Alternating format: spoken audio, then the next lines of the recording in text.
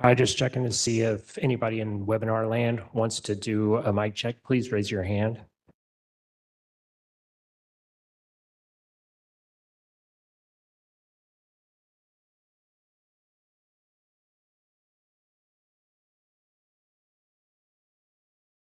Kylie? Hello, can you hear me? Hello? Can you hear me okay?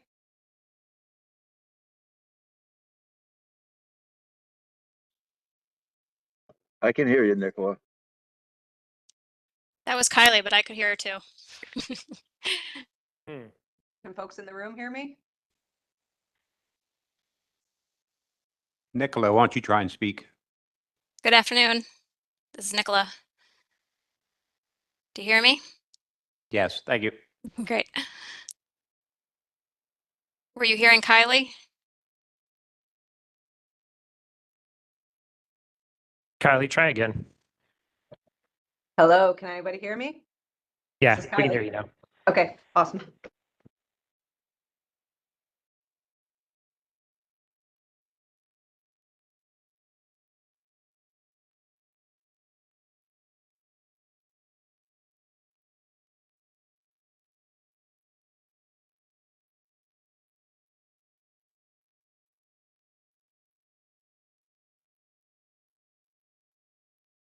Chris Pat Savage. Hey, Steven, can you hear me okay? All Yep, you sound good.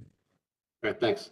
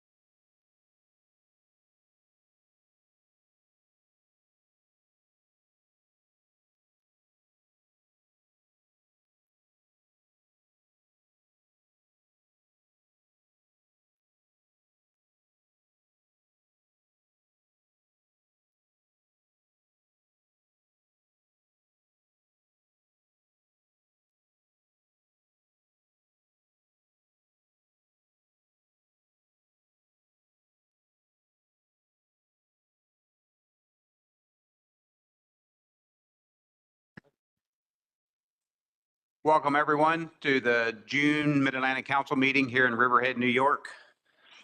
Let's get started with our afternoon agenda. It's an executive committee. We'll have initial discussion to inform the development of the next strategic plan for 2025 to 2029. Mary, whenever you are ready. Thank you, Mr. Chair. Just one moment while I share presentation.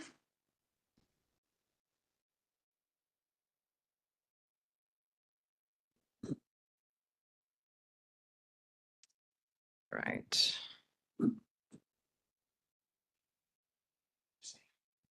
Slideshow. All right.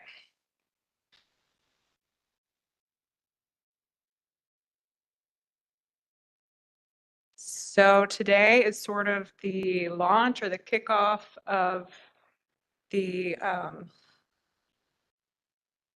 there we go, the strategic planning process for development of the next and third council strategic plan. The goal for today is kind of to have that initial discussion and get committee and council member input on the organization of the plan and the content and any initial guidance or direction to staff on priorities that you would like to see addressed in the next plan or particular challenges that we should be focusing on as we develop goals, objectives, and strategies for the next 5 years. So just to give a little background, the first plan was approved by the council in 2013 and established a vision, mission, and 4 goal areas with objectives and strategies. It was initially intended for the years 2014 through 2018, but we ended up extending it through 2019 to align it with the timing of our grant cycle and our research priority setting process.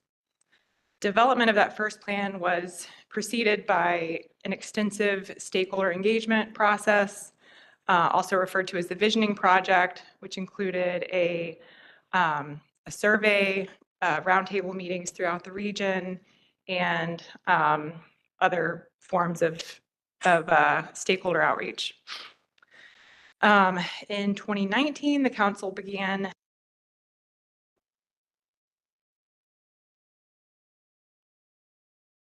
development of the next and current strategic plan for 20. Stephen, do you want me to wait while we fix the audio? Okay. I'll keep talking. So in 2019, with the assistance of a consultant, now council member, Michelle Duvall, we developed the current strategic plan for 2020 through 2024. It maintained many elements from the first plan, although we updated the vision, mission, and the 4 goal statements and added a 5th ecosystem goal. So the kind of overarching purpose of the plan is to provide a roadmap for the council activities from year to year. And then we develop annual implementation plans that identify specific activities and planned deliverables for the upcoming year. In theory, a good strategic plan would enable the council to identify and proactively respond to emerging challenges and threats to fisheries, develop management systems that are responsive to changing conditions, implement innovative management approaches, clarify management goals for mid-Atlantic fisheries, communicate more effectively with stakeholders, evaluate successes and failures and track progress over time, and collaborate with management partners more effectively. So I kind of just wanted to go through that to set the stage for the discussion today and kind of get people thinking about what types of content we might include in our next plan. These are the questions that were included in the briefing memo that staff is looking to get input from the committee on today. If you have any feedback on the structure or content of the current plan, that would be very welcome. Any specific refinements to the vision, mission, or core values, that you would like us to incorporate into the draft plan. Do you think the 5 existing goal areas are still relevant? And do you have any recommended changes to the goal statements? And then, as I already mentioned, if you can identify any specific challenges or priorities that you think should be addressed in the next plan, we would welcome those today, and any other feedback or suggestions. This graphic shows, it's kind of a snapshot of our current plan. So our vision currently is healthy marine ecosystems and thriving sustainable fisheries and fishing communities that provide the greatest overall benefit to the nation. And then the mission statement for the council is the council manages fisheries in federal waters of the Mid-Atlantic region for their long-term sustainability and productivity consistent with the national standards of the MSA. The council is committed to the stewardship of these fisheries and associated ecosystems and fishing communities through the collaborative development of effective science-based fishery management plans and policies. And then I won't read each of the goal statements, but I will bring those up later on separate slides where we can discuss any potential changes. And then this slide kind of provides a snapshot of, so under each of the goals currently, there is between 3 and 6 objectives, and each of those objectives have strategies associated with them. So this kind of gives like the shorthand focus of each objective under the goal areas.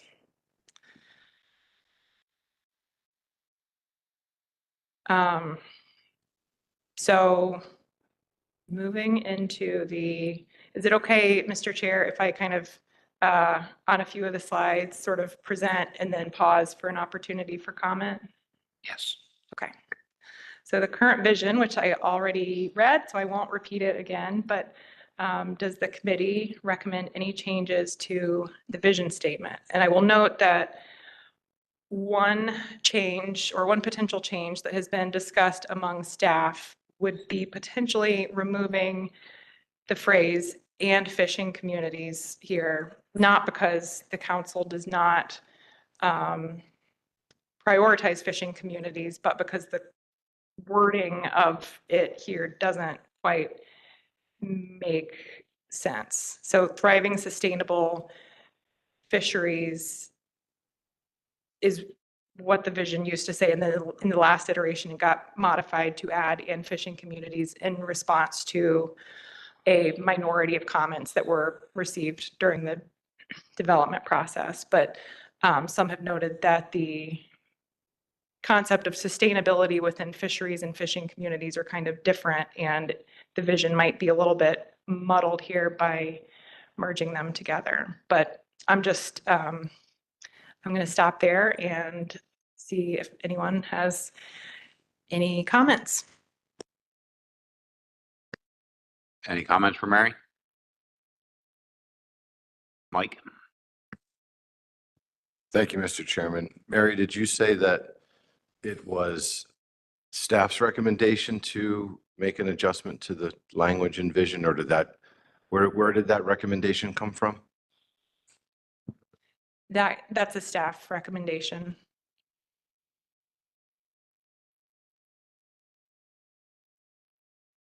Peter or Mike, go ahead. Peter. Thanks. Thanks, Mr. Chair. Thanks, Mary. Didn't you say fishing communities was the minority position during the public hearings? I'm sorry, I should have explained that more thoroughly. When we updated the plan and developed the current plan, there was I shouldn't call it a survey, a comment opportunity where stakeholders were asked the question, do you think modifications to the current vision are needed? And I think it was maybe 79% said no. And then of the ones who said yes, they were given an opportunity to provide any specific suggestions for modifying the vision. And so some of the comments that were provided suggested incorporating fishing communities in a more obvious way into the vision statement. And so when I said minority, I meant that let's say 79% said the vision is fine as is, and a smaller percentage suggested changes, and the changes were made in response to those suggestions that were provided. Mike? Yeah, thank you, Mr. Chairman. It's just my opinion, but I'm comfortable with the way the vision statement reads. Personally, I see fisheries and fishing communities as two separate things. Now, we could change the wording, and I'm terrible at this, I'll just be the first to admit it, but something like sustainable fisheries and connected communities, or if it says fishing too many times in there, I could see changing one of the words, but to me, they're different, and I think it's more broad, and vision's supposed to be very broad, so just my thought. Eric? Thank you, Mr. Chair, and thank you, Ms. Sabo. So National Standard 8 is very clear about, that's all about communities, and I would like to know if anybody had a problem with National Standard 8 when they wanted to take it out. Anyone on staff? Oh, just to be clear, the staff recommendation is not coming from a belief that fishing communities should not be prioritized. It was more that, and I guess this would be different from Mike's view, but that fisheries encompass the fishing. The fisheries are the fish and the people who fish for them, and so that fishing communities could be encompassed in the term fisheries. And I think that was sort of the original interpretation when the council developed the first iteration of the vision statement. But, that suggestion was just sort of to get the discussion rolling. But, if the council feels like this vision statement reflects it's your current intent, then that's great.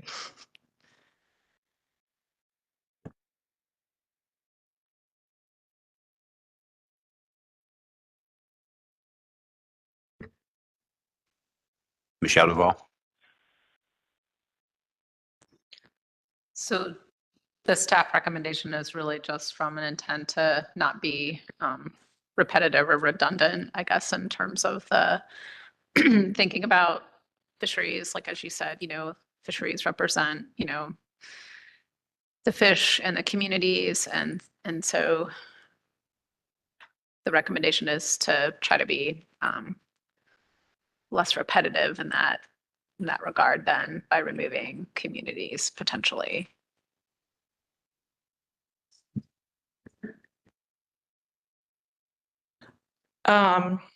I guess in a way, I think I will say for me,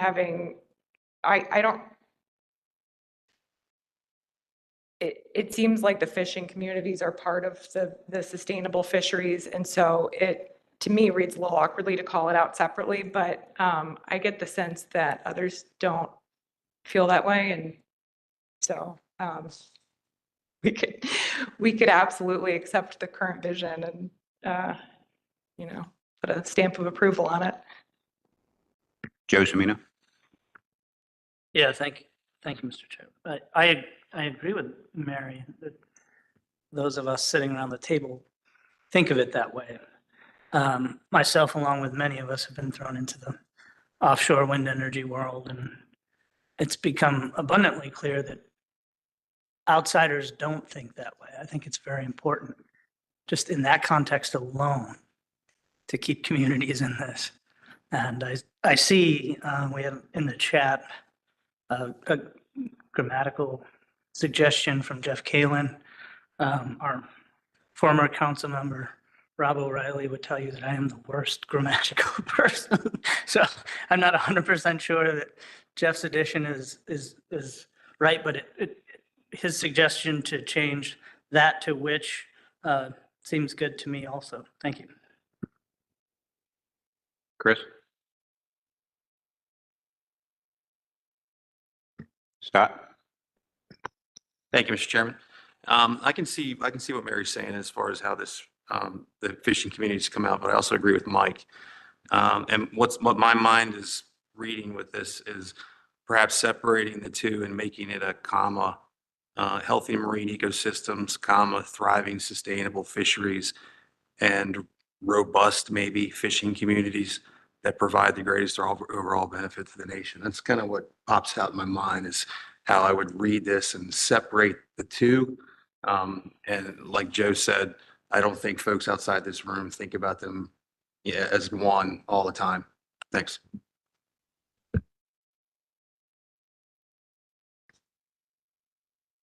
Any more comments?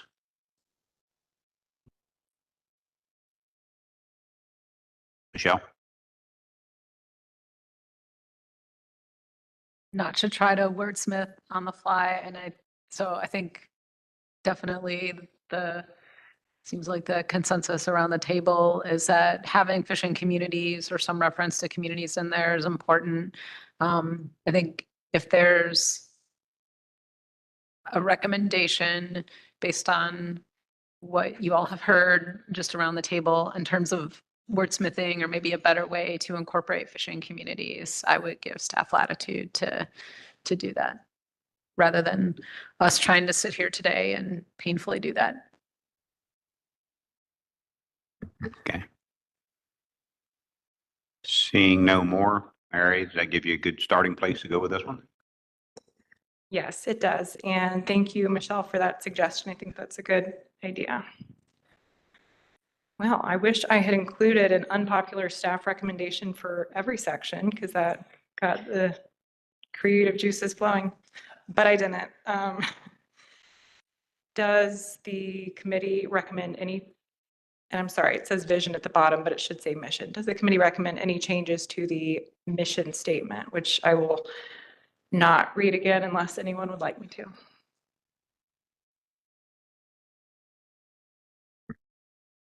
Everybody around the table still feel this holds true today?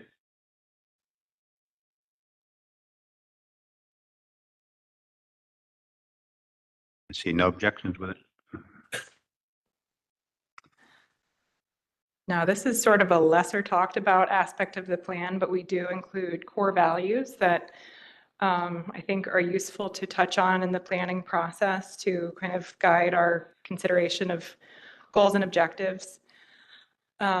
We did tweak them slightly in 2019. I can't remember exactly what was added or removed, but currently the core values are stewardship, integrity, effectiveness, fairness, competence, and transparency.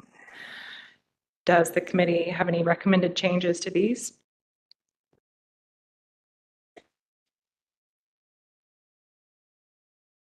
Chris Moore? So in the spirit of attempting to start a conversation on some of these things, we can look at these values and say that none of them, some of them, all of them still apply. And certainly we can think about values that we forgot. So if there's any value that you think needs to be added to the list, we can talk about those today.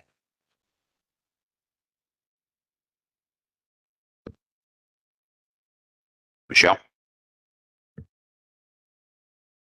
I think transparency was the one maybe that we added last time in lieu of, it was like their communication or something like that. So I think we traded out of one word for another.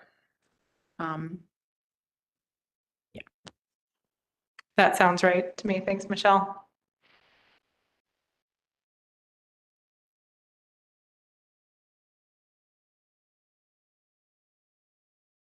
Now, I will note this is obviously not the final comment opportunity. So this, really is just kind of that first shot at providing direction to staff on potential changes. But of course, when we get to the point of reviewing a draft later on, and after everyone has had some time to think about things, any of this could be modified down the road.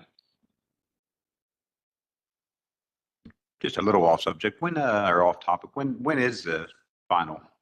What's the timeline? So I have a slide on that at the end, but I could jump ahead to that if we, well, we don't need the slide.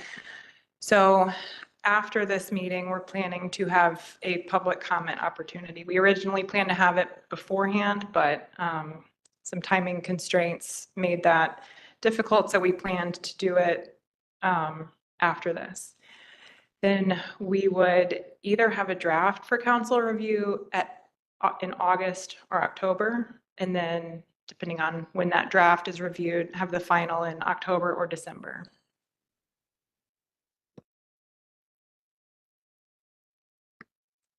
Anything else to add to the core values?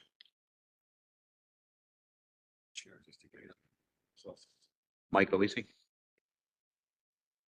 Yeah, thank you, Mr. Chairman. I wonder how others would feel about this, but Wes and I and Chris, we attend a lot of meetings outside of the council meetings with the service and with discussions nationally with the other councils. And we've talked about it here a bit over the years, but the diversity and equity inclusion, the DEIJ discussions for inclusiveness could be something that we fold in. I mean, they're more recent compared to what did Mary, I think Mary, you said this is maybe 12, 15 years old when we did our first strategic plan. It's been quite a while, 10 years. Things have changed, and that could be something that we could fold in here. I'd be interested to hear others' thoughts on that.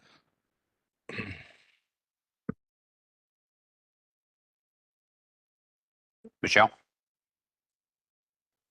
Thank you, Mr. Chair.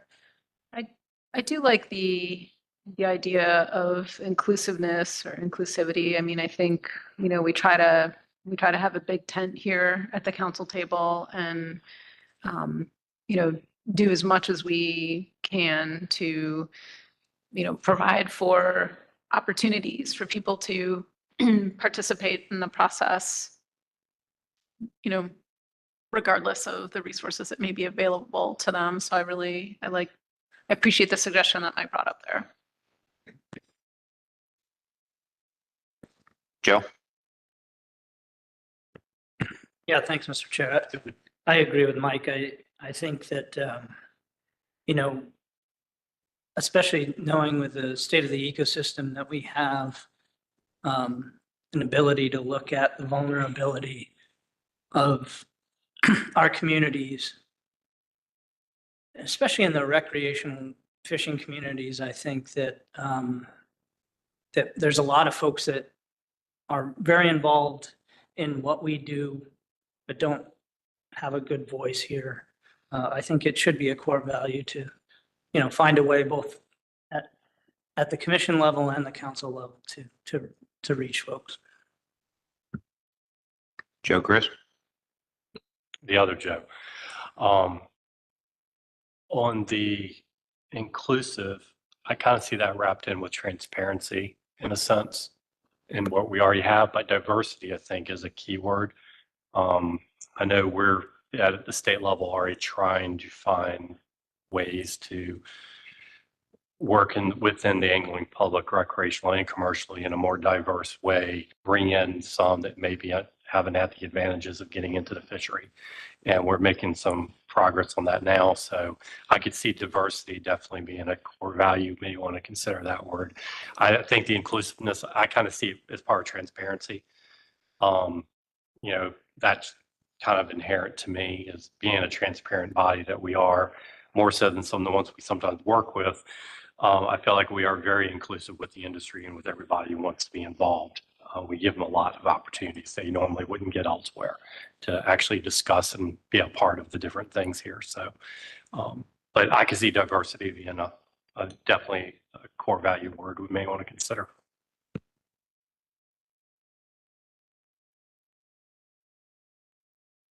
Adam? Yeah, I have another item I'd like to have considered on this list, but I'll hold off on that if you want to continue the diversity inclusion, or if you want me to throw something else out now. If you're ready, go ahead. I'd like to see accountability added to this core values list. This is something that the public questions, quite frankly, in all aspects of fisheries management. And I think for us to go ahead and put it out front of ourselves and say that every decision we make here, we are fully committed to seeing through to its completion. And our commitment also wants us to check ourselves along the way and be willing to make changes as those decisions are implemented. So I would put that out there for consideration as a core value to add. Scott? Yeah, I would agree with Adam on that. And a word that came to mind for me that might also incorporate what Mike's idea was, my concern is looking at this list and nothing shows that we work with other groups or entities or anything like that.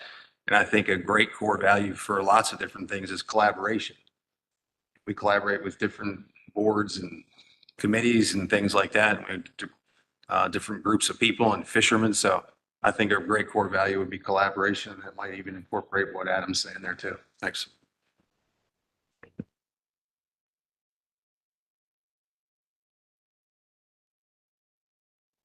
Anybody else add to the discussion? Just a question, Brad. Go ahead, Mike. It's just thank you, Mr. Chairman. Just Adam, so your comment regarding accountability is council accountability. You're referring to the council being accountable for decisions and because when I think of when I hear accountability, I know when our stakeholders hear accountability, they think about the accountability at their sector level for the types of activities that they do and whether or not they're meeting all the guardrails or the quotas or, however that is. But if you're referring to council accountability, I certainly can, I think that's a great idea. You are correct. I'm referring to council level accountability. Thank you.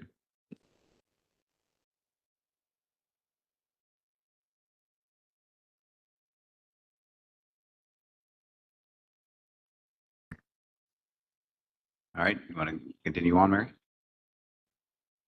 Yes, thank you. So now I have a slide for each of the current 5 goal areas. And so what would be most helpful today is if the committee has any input on the organization of these goal areas. So if you think we should sort of reorganize the themes, or if you have comments on the goal statements themselves. And then if you have any thoughts on specifics that should be addressed in these goal areas, or if you have specifics and you don't know where they would fit, those would be welcome too. But I'll start with communication. The communication goal is to engage stakeholders and the public through education and outreach that fosters sustained participation in and awareness of the council process. And then the 3 objectives are to use a wide range of communication tools and methods tailored to engage target audiences, increase stakeholder participation in the council process, and broaden the public's understanding and awareness of the council and its managed fisheries. I'm not going to go through all the strategies that are in the plan. You can look at the plan yourself as we go through, or if there's an interest, I can switch over to the PDF and we can look at that together. But I don't think we need to wordsmith specific strategies at this point. So yeah, any input on the communication goal at this time? Adam? Y'all are just rubbing your hands together. A couple more days and I'm gone. And nobody's shaking their head no. I'm shaking my head no for this. I support this goal as it stands, but I would encourage consideration of a change in language with removing the word education and changing education and outreach to outreach and information dissemination. And my rationale for that is because some of the things I've heard is that education suggests that if the council only told us how to think or what to believe or what to do, if we just accepted what they're telling us, if we just became educated on how they do things. And I think the communication aspect, yes, we want to educate them, but we want to educate them through disseminating timely, accurate information as opposed to teaching them something that, quite frankly, in a lot of cases, we're the ones that need more teaching than a lot of the public that we go out to. So I would put that out there as an idea for conversation. Again, change education and outreach to outreach and information dissemination for consideration.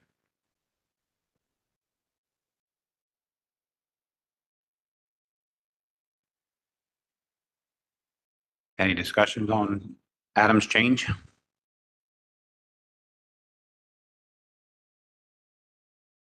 Joe? Yeah, thanks, Mr. Chair.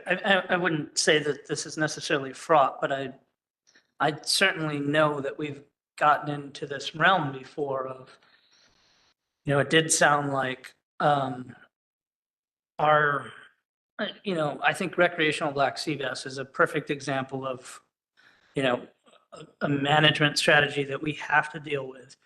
That it seems at times like our connection with the public is, well, you just don't understand.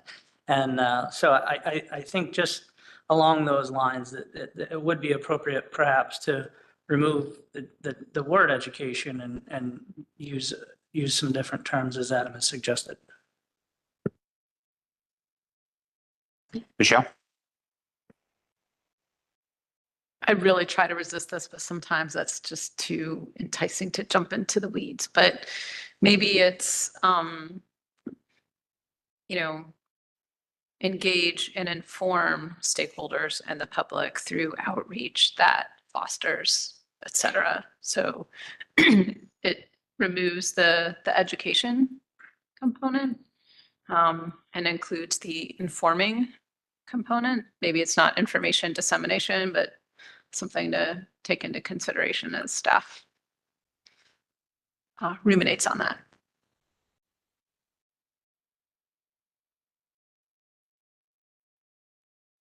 Maureen? Thank you, Mr. Chair.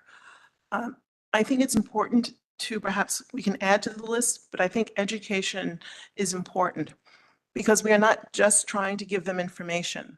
A lot of these people or a lot of our stakeholders are not aware of what it means to come to the council and learn and participate in the process. If we want them to participate in the process, we have to educate them on what we're doing, why we're doing it, how we go about doing it, so that they can become knowledgeable participants. I think just giving them information without trying to expand, us consciously trying to expand how they would think about this so that they can be better participants is very important. So yes, we do try to give them information, but we're also trying to show them a way where they can come in and work with us to perhaps understand better the decisions that come out of the council, and perhaps they can also participate in how we come to some of those decisions. Thank you.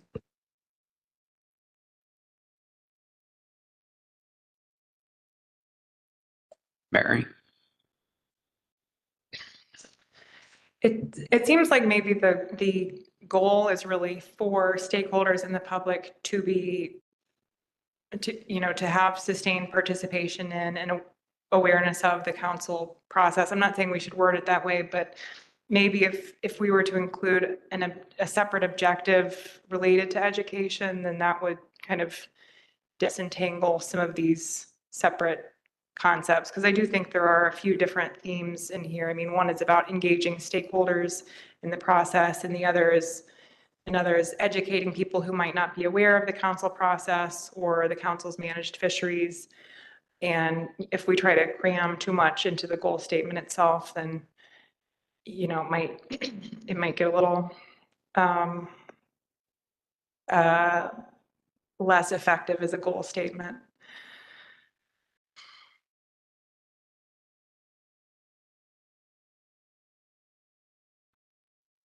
Any more comments? Tom? I like the idea, thank you, Mr. Chair, of keeping the word education in there.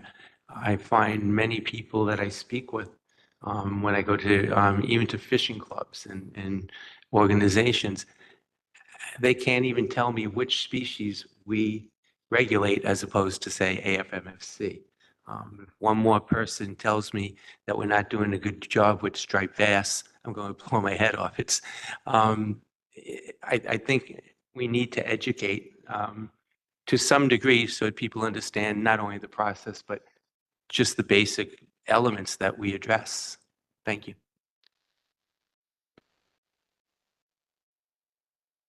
Michelle? Thank you, Mr. Chair. And I do like the recommendation of perhaps considering another objective that might be focused on education. Let's just quickly looking at some of the strategies that we have. I think under the third objective right now of broadening understanding and awareness, and some of those pertain or refer to education. So, maybe it's time for another objective.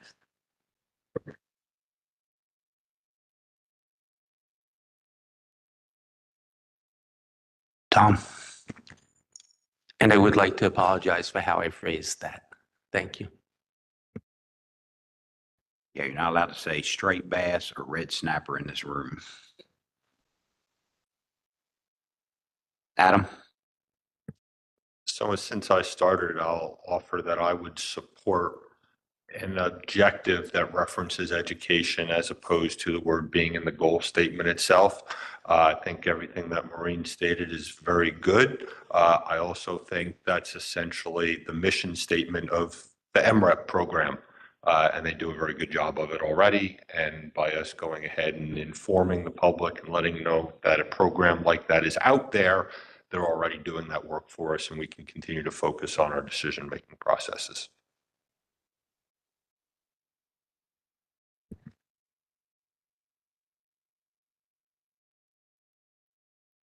Mary, you look like you got a lot of work still ahead of you. I think, for ones like this where there's not necessarily a clear consensus, then it might be something where we bring a couple of goal statement options. I believe that we did that with the last plan where there were maybe with the vision and a couple of the goal statements where we had option 1 and option 2, and the council then provided feedback on it once there was a chance to look at them in the context of the objectives and strategies as well. All right, sounds like a good plan to go with that. Chris Moore? Thank you, Mr. Chair. So this is probably a good time to remind folks of what we're trying to do. So this is our third generation strategic plan. This is the first time that we've talked about the strategic plan in public. This is giving basically the executive committee and others in the room an opportunity to comment on various aspects of the plan as Mary leads us through each piece of it. And then we're going to have a public meeting at some point. We're going to bring back all of it to the council for further consideration, and then finalize the document sometime, hopefully in October, or maybe December, but definitely by the end of the year. The strategic plan is unique to this council. I don't think there's any other, as far as I know, I don't think there's any other council that has a strategic plan. They've had some things like strategic plans, but they don't have anything identified as a strategic plan. We use that plan to basically identify who we are and what we plan to do, right? So it's an important document. Folks forget about it, don't really think about it, but we use it.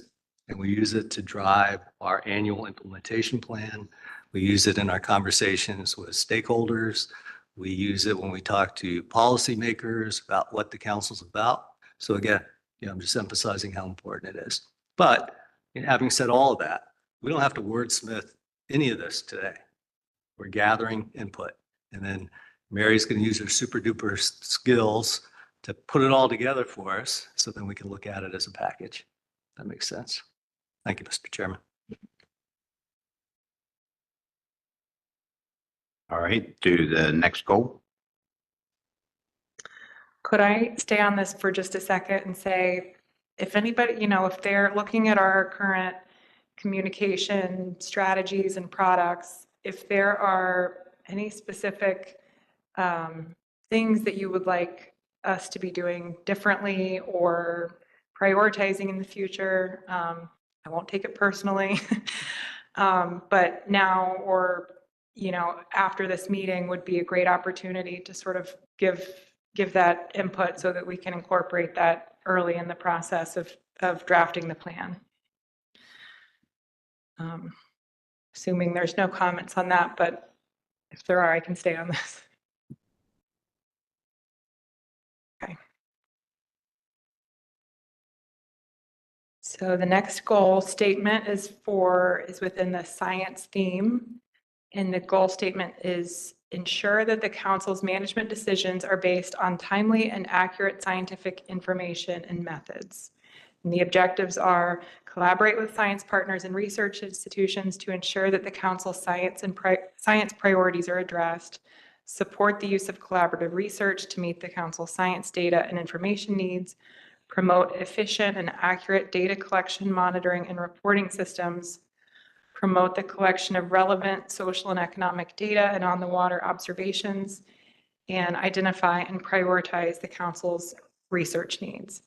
And I will just note for background that this has always been one of the most challenging goal areas in the development of the plan because it's the one that's most outside of the council's direct control. And so a lot of the objectives and strategies are promote and encourage and that sort of thing. So it's just taken a lot of wordsmithing to frame these in the context of the council's perspective.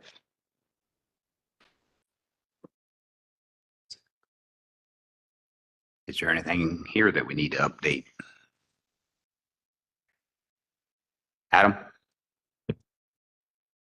Well, I'll take the executive director's advice, and rather than swapping out words here as I was prepared to suggest, I'm going to offer a general theme here around the word timely. And I think what we deal with is the most current. And in most cases, the most current, when we look at something like a stock assessment, for example, we'll make a decision about a stock assessment sometimes mid-year where the stock assessment was primarily done the year before with terminal data from the year before that. So when we ultimately make a decision, it's based on data that's 18 months at best in most cases, and oftentimes longer than that. It is the most current. We refer to it as best available. So I would advocate for some staff time to consider how we could potentially swap out timely for most current or something like that in the goal, and also add an objective here that focuses on our desire to account for the fact that our data that is most current is not always necessarily timely. Michelle? Thank you, Mr. Chair. And I think Mary was just taking a quick look through some of the strategies that we also have under these objectives in this goal. And I think maybe one recommendation would be to think about, I don't actually see like the word climate or climate adaptability in, addressed in any of those strategies. And maybe it's at the level, maybe one of, maybe this would just be, modification to an existing objective, or, it would be better incorporated into a strategy. But I think, trying to incorporate the idea that, we sort of need to make sure our scientific information collection processes, that our data are, robust to the impacts of climate change, or, changing ocean uses as well, something along those lines. I mean, we absolutely address that under the ecosystem goal, but just thinking about how the data and information we use to support our management decisions is being impacted by climate change and other uses. Thanks.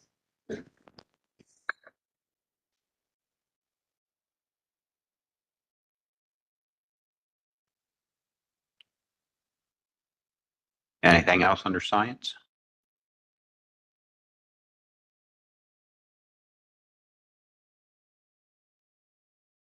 I see no more hands. Mary? All right.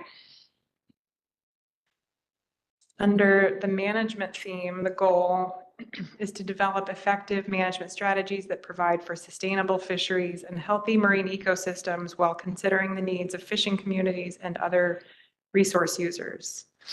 And the 3 objectives under this goal are to strengthen state, federal, and interstate partnerships to promote coordinated, efficient management of fishery resources, adapt management approaches and priorities to address emerging issues and changing fishery conditions, and ensure that management decisions consider social, economic, and community impacts and opportunities.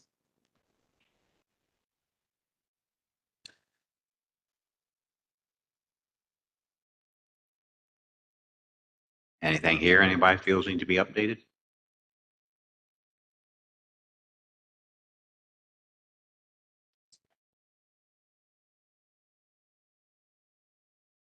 Bobby? Thank you, Mr. Chairman. I'm not quite sure how you would shoehorn it in there, but I would like to see some form of, of a statement where periodically the council go back and revisit, past management actions, and see what the actual effectiveness was. Was it able to help achieve the, the desired goal? What were the unintended effects of it? Some of the stuff, I mean, actually, we got one coming up here shortly. That's a 20-year-old dinosaur that we're revisiting. So I think some of the actions that we've passed, or that the council's passed over time, have been sitting idle too long as far as when they need to be revisited.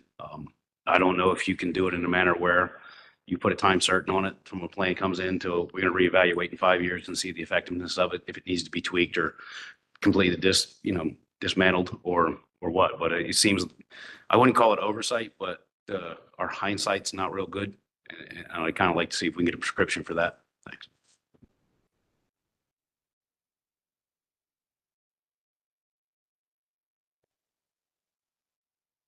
Anything else to add?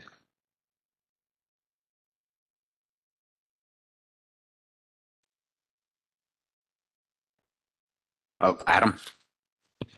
So I'll just offer that I really like that idea because I think that really gets to the accountability that I referenced earlier in terms of us going back and actually looking at it and saying, what did it do? What impacts did it have? Were those intended or not? So I really like that idea here under management and supports the accountability aspect I mentioned earlier.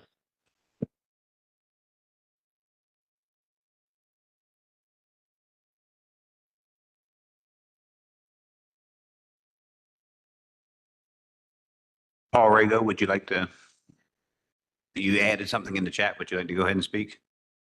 Oh, sure. Yeah, I was just noting that regarding the timeliness of information, as Adam described it, it is entirely correct. However, there is also an updating that occurs with the stock assessments such that the current year's catches are used to update the stock abundances such that you do have some timeliness is embedded in there as much as possible, but he's entirely correct that you are working with you're always working with not the most recent information. Thank you. Michelle, did you have your hand up? Thank you, Mr. Chair. So I support the issue that Bobby brought up about, reviewing our existing measures. And we do actually have that as a strategy in our current plan. I think it's really more incumbent upon us to, do a better job as a council of carving out that time to do that. So maybe as we move forward into the next round of our next plan, thinking about how we can better incorporate that, maybe as part of our annual implementation planning.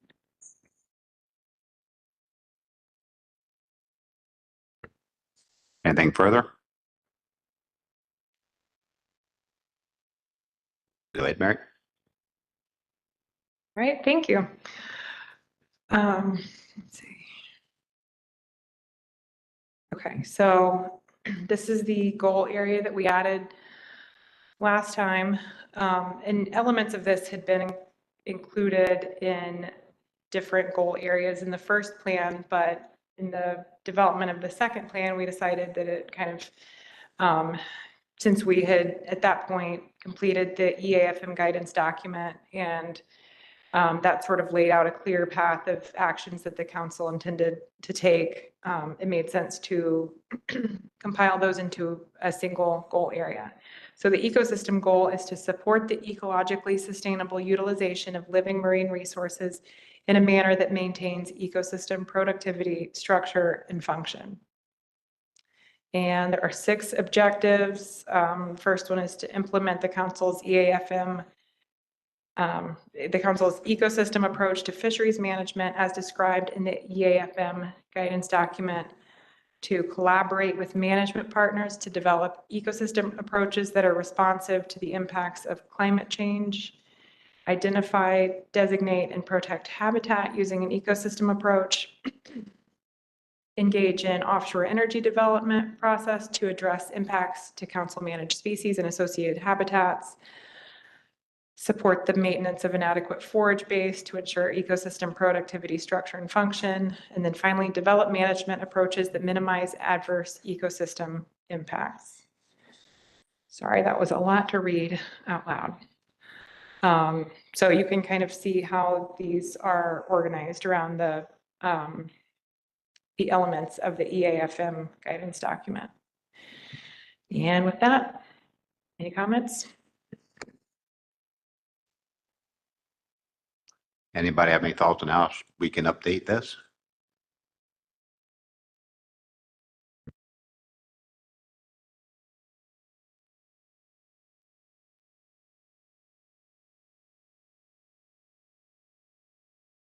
I see your wheels turning, Michelle.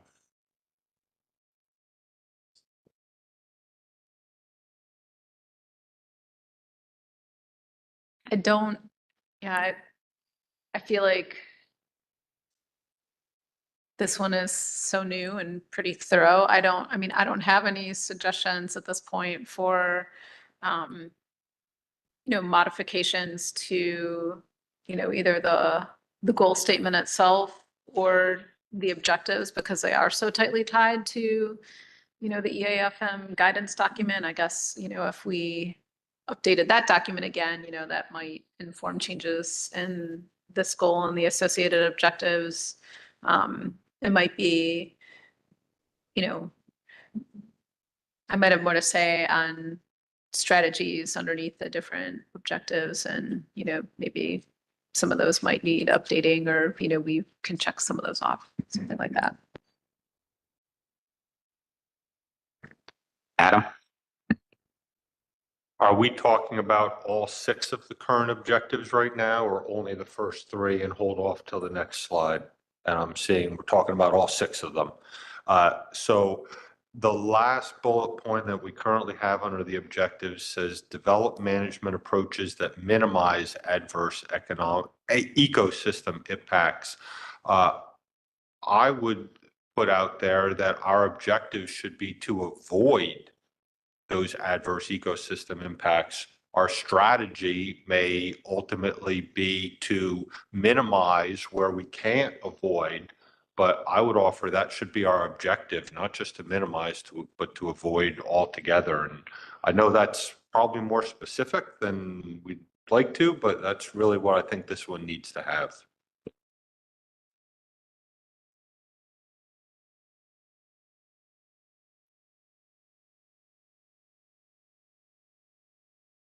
Anything else to add, anybody? Chris? Thank you, Mr. Chair. There's a new acronym that NOAA fisheries folks are throwing around quite a bit. It's CEFI, so Climate Ecosystems Fisheries Initiative. And it's something that we'll hear more and more about over the coming year.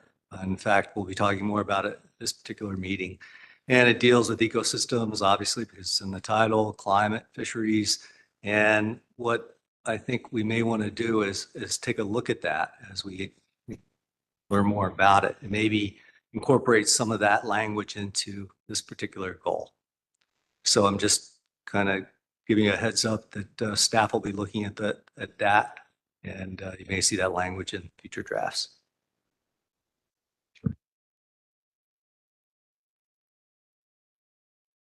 Any further discussion on the ecosystem?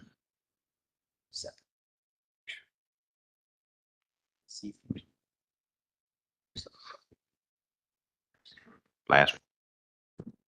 All right. I guess we did a really good job on development of this plan. All right, the last goal for governance is, the goal statement is ensure that the council's practices accurately represent and consider the interests of fisheries, fishing communities, and the public through a transparent and inclusive decision-making process. And then the objectives are to maintain an open, accessible, and clearly defined process, engage management partners to promote effective collaboration and coordination, ensure that stakeholder interests are understood and addressed, and provide training and development opportunities for council members and staff to enhance organizational performance. So this goal area has always kind of been the most difficult to kind of define, but I would say broadly it relates to how the council does business and how it operates. And then also how it engages with stakeholders and incorporates their views into the process. Any input on this would be appreciated. And I'll note here that I think it seems likely that we'll do our best to incorporate any outcomes of the ongoing program review. Seems like this would be an obvious place to incorporate the findings from that, if possible.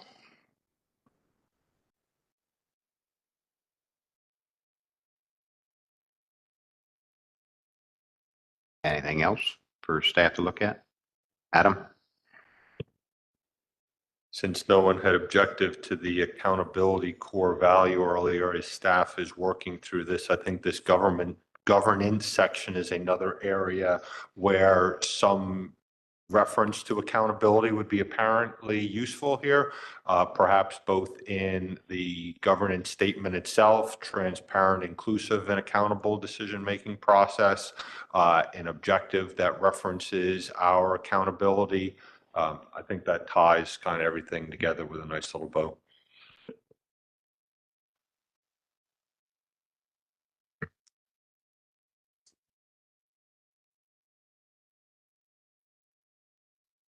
Anyone else around the table? Chris Moore? So similar to my other comment on CEFI, there's this, the other thing that we've been talking about quite a bit over the last couple of years is that procedural directive on governance, 304F. So we'll talk a little bit about that this week as well, because it was a topic at the recent CCC meeting. And if you remember that, that procedural directive deals with who should manage the fisheries, basically. So if you're talking about moving stocks and changing stock distributions, who's the appropriate counsel to manage that particular fishery, right? So I think everyone remembers that conversation. So I think it would probably be wise for us to think about how we can weave some of that 304F stuff into this particular goal as well. And You may see that in a future draft.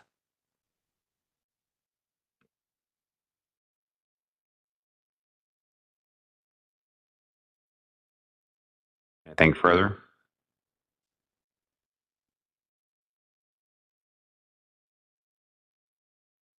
Seeing no more hands, Mary?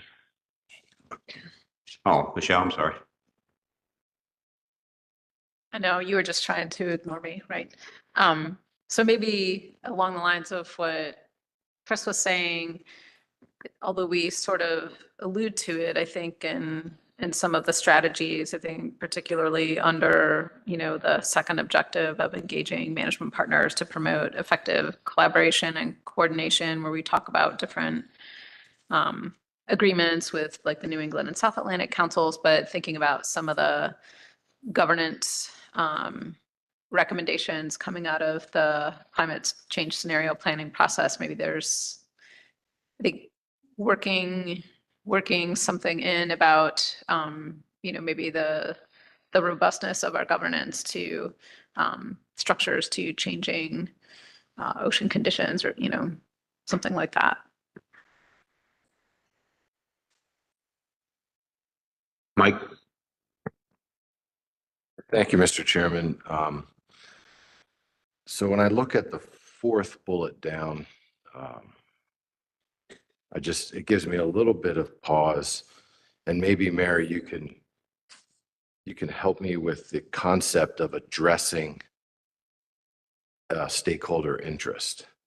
I think we have the responsibility to hear and understand what stakeholders' interests are, but we may not ultimately be able to address everything that our stakeholders want us to address.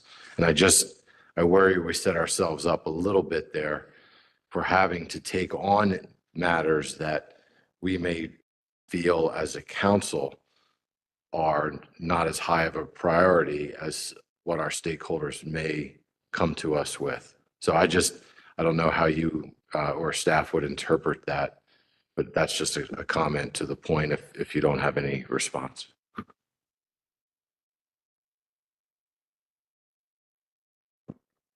That's a good point about the wording. I think the intent with this objective was I think maybe we could have worded it better by saying stakeholder interests are understood and meaningfully considered in the council process, because that was the intent, to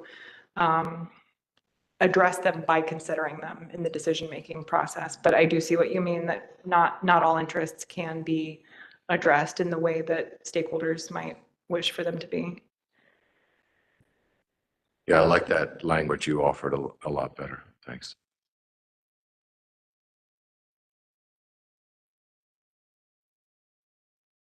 Anything else for Mary?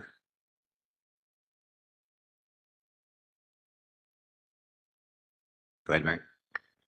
If we're at the end of this section, which is the last goal area, I thought I would just flip back to the trigger questions that I had at the beginning for one more shot at, providing input or direction to staff, even if you don't know exactly where it would fit in. If there are general ideas or specifics, now would be a great time. At the moment, we have plenty of time, so if somebody would like to add a few sentences, it would work.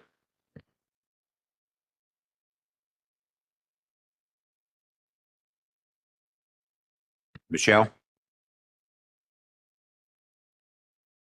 It's just maybe more of a process question. So I know I saw it, and I think we're scheduled to approve a revised version of the strategic plan in okay, next steps. That's what I was looking for. Yeah. So that would, depending on when we look at the draft, which I guess is potentially dependent on the August council meeting schedule and how things fall out with other topics, either a draft in August or October, and then the final or proposed final at the following meeting.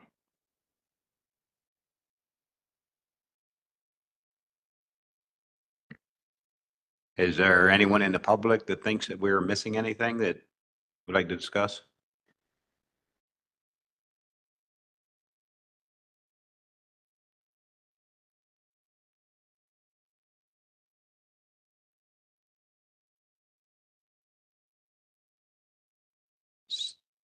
Nope. Seeing no one online and no one here. Mary, thank you very much. And we will look forward to seeing you in a month or in 2 months or 4 months. Thank you. All right, with that, since our next agenda item is, we're meeting jointly with the commission and we have a 3 o'clock start. We're going to have to take a long break, it looks like. There's nothing else really we got to fill in. So I guess we will see everybody back here promptly at 3 o'clock and we'll get the last agenda item going. Thank you.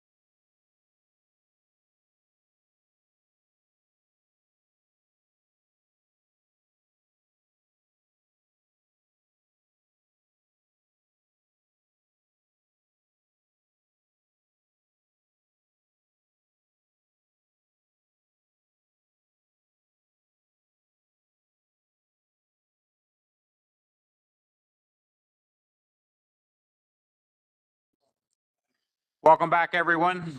Now that we've all had a nice long break. The last agenda item for the day is Summer Flounder Mesh Exemption Framework Addendum. The council and board will meet to discuss the Summer Flounder Commercial Minimum Mesh Exemption Framework and Addendum.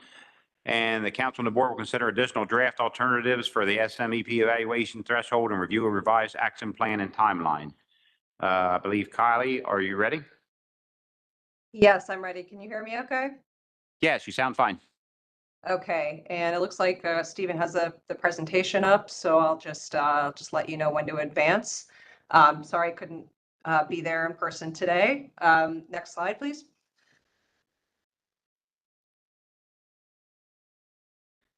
So the objective of the discussion today on the small mesh exemption and flynet exemption action is to think about the range of alternatives that were adopted at the April meeting. So as a reminder, this action considers modifications to the small mesh exemption program area boundary and the gear definition for the flynet exemption. As discussed in April, the council and board approved a range of alternatives, but during that discussion, there were some concerns raised about the small mesh exemption program evaluation process and the trigger associated with that. And so this meeting was added to consider additional alternatives that may be needed to revise this trigger. Next slide. I'm going to, so this is a brief outline of what I'm going to cover. The focus of today's discussions are the bolded items. So I'm going to quickly talk about a revised action timeline and then quickly recap the small mesh exemption program area alternatives, and then cover some draft alternatives for the small mesh exemption trigger revisions. Then I'll briefly recap flynet definition alternatives with minor revisions resulting from the discussion in April. And then there is some discussion that the FMAT and PDT would like to have with the council and board on whether the flynet exemption needs additional monitoring alternatives. Next slide. So this is a revised timeline for this action. This is a new meeting that we put on the schedule to consider these additional alternatives. So previously we had planned for June to be where a meeting was held to approve a draft addendum for public comment. And then we were planning to take final action in August at the joint meeting. This revised timeline has added this meeting and then has the August meeting now being to review a more complete draft document with additional analysis and for the board to then approve that document for public comment. So just as a reminder, the commission's process requires a minimum 30-day public comment period on an addendum. And so the public comments are going to be handled through the commission's process. So that comment period is expected to take place now following the August meeting at some point, so August into September. And then final action we're proposing now to occur at the commission's annual meeting in October in Annapolis. So overall, we don't expect this to affect the implementation timeline too much, just because fall is in general very busy with specifications rulemaking and other actions. It was pretty unlikely that we would have had this in place prior to winter, spring 2025 anyway. So we don't really think this is going to affect ultimately the final implementation timeline. And we would expect rulemaking to occur sometime next spring, probably. Next slide, please. So next, I'm just going to do a real quick recap of the area alternatives for the small mesh exemption program with a reminder that the council and board adopted 2 alternatives last meeting. Next slide. The first being no action status quo. So currently for this program, vessels fishing east of longitude 7230 from November through April can retain more than 200 pounds of summer flounder while fishing using mesh that's smaller than the required summer flounder minimum mesh size of 5.5-inch diamond or 6-inch square. So this alternative would maintain the line as it currently is with the effective exemption area shown in pink in this figure. Next slide. And then alternative 1B is to move the westward, to revise the westward boundary of this line. So in this figure, the existing small mesh exemption program area is shown in the solid light green area, and the additional proposed area is shown where the hashed light green area is. And over top of that, you can see where the deep sea coral zone falls, and it shows both the discrete and broad coral zone lines there, but it's really effectively just one big area with the same restrictions.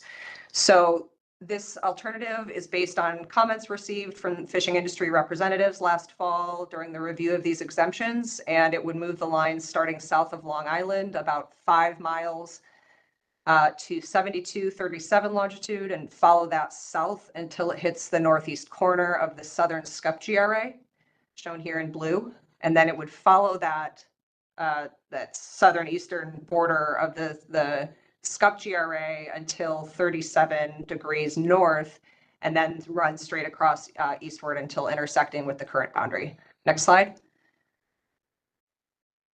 And this is just a closer up view of that additional area and how that line works. And again, that the additional area is the hashed line there, but much of it overlaps with the deep sea coral protected area where all bottom tending gear is currently prohibited. So the portion that overlaps there would essentially have no effect.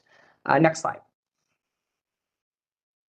So as a reminder, the participation in this program requires a letter of authorization from GARFO, and vessels must be enrolled for a minimum of 7 days. Vessels cannot fish west of the line when participating in this program. And then the third administrative element here is relevant to the next portion of the discussion. So GARFO may rescind the exemption if vessels fishing under this program are discarding more than 10% of their summer flounder catch on average per trip. So back in April, the council board had a discussion about this. As part of the discussion, it came up that 10% may not still be appropriate given the analysis that we saw at the last meeting, where on average we see this threshold as being exceeded based on the new methodology that we're using to evaluate this exemption. So generally, the exemption program was designed to reduce regulatory discards of summer flounder in small mesh fisheries targeting other species. And the intent of this review criteria was to identify major problems with the exemption, and specifically seemed to be identifying problematic levels of discarding of smaller summer flounder. So it was noted in the previous discussion that the review method and the 10% threshold might not be accurately capturing this the way that the council board might want it to. So there was some desire to look at this, and following that meeting, GARFO advised that in order to change this, we should consider additional alternatives in the document. Next slide. So there's a draft alternative set 2 is the FMAT and PDT's draft alternatives for consideration today to revise that review trigger. And if added, these would become alternative set 2, whereas previously the FlyNet definitions were alternative set 2, and those would become set 3. Next slide. So alternative 2A represents the current regulations, stating that the regional administrator may terminate the exemption if observer data indicates vessels fishing under this exemption are discarding more than 10% by weight of their entire catch of summer flounder per trip. And then to rescind that exemption, the Federal Register notice would be published, and it would terminate the exemption for the remainder of the exemption season. Next slide. And for a bit of background on where this came from, we dug in a little bit to the documents associated with Amendment 2 in 1992 when this exemption was established. And it seems that 10% was loosely based on 1990 to 1991 observer data showing that vessels fishing east of the line, which was a different line at the time, 7130, discarded about 8.8% of summer flounder catch. And the rates for other trawl vessels exceeded 25%. So the documents we looked at concluded that this suggested there were fewer undersized summer flounder being encountered in this area. At the time, there wasn't a consistent coastwide size limit, but the states had size limits in place, mostly 14 inches, some ranging from 11 to 13 inches. So we had a hard time kind of finding where this is spelled out explicitly, but the 10% seems to be established as a signal for increasing discards of smaller summer flounder. Next slide. So as discussed at the last meeting, there was some thought that this might not be appropriate. anymore. We saw in the previous data that LOA trips on average are discarding relatively low amounts of summer flounder in weight. On average over the last 10 years, average discards per trip are about 165 pounds and median discards are 30 pounds. But because these trips generally aren't usually catching a huge amount of summer flounder, as a percentage of the total summer flounder catch, that amount can seem high as a percentage. So it's pretty easy to reach the 10% threshold if these trips are generally only catching a couple 100 pounds of summer flounder. And there are now a lot of other regulatory or other reasons why the fish need to be discarded. And so there have been many regulatory changes since the 90s impacting discard reasons and rates that we might want to consider. And I was looking back at the 2018 stock assessment has an interesting analysis of the ways that discard reasons have changed over time. And in the late 80s, early 90s, it was primarily driven by size limit regulations, and it's changed a lot since then. So something we may want to consider. Next slide. So the first draft action alternative is 2B, and that is to keep the language pretty similar to the current regulatory language, but to revise the trigger to 25% of catch and weight of summer flounder on average. The FMAT PDT based that on the data in this table for observed discards on LOA trips using mesh smaller than 5.5 inches and compared to all trawl discards of summer flounder and found that percentage to be pretty consistent across these categories, whether within the LOA with small mesh or compared to all trawl gear, regardless of mesh year round over the past 10 years. So that's about 24 and 25%.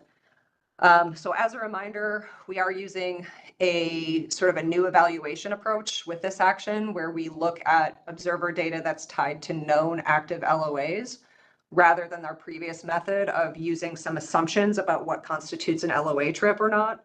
So this is more accurate than what we've done in the past. And then we've also had a discrepancy in the regs and in the FMP about exactly the phrasing has kind of confused prior analysis in a way that I think was in combination with the methodology being different, was not flagging the 10% as being exceeded when perhaps it should have been.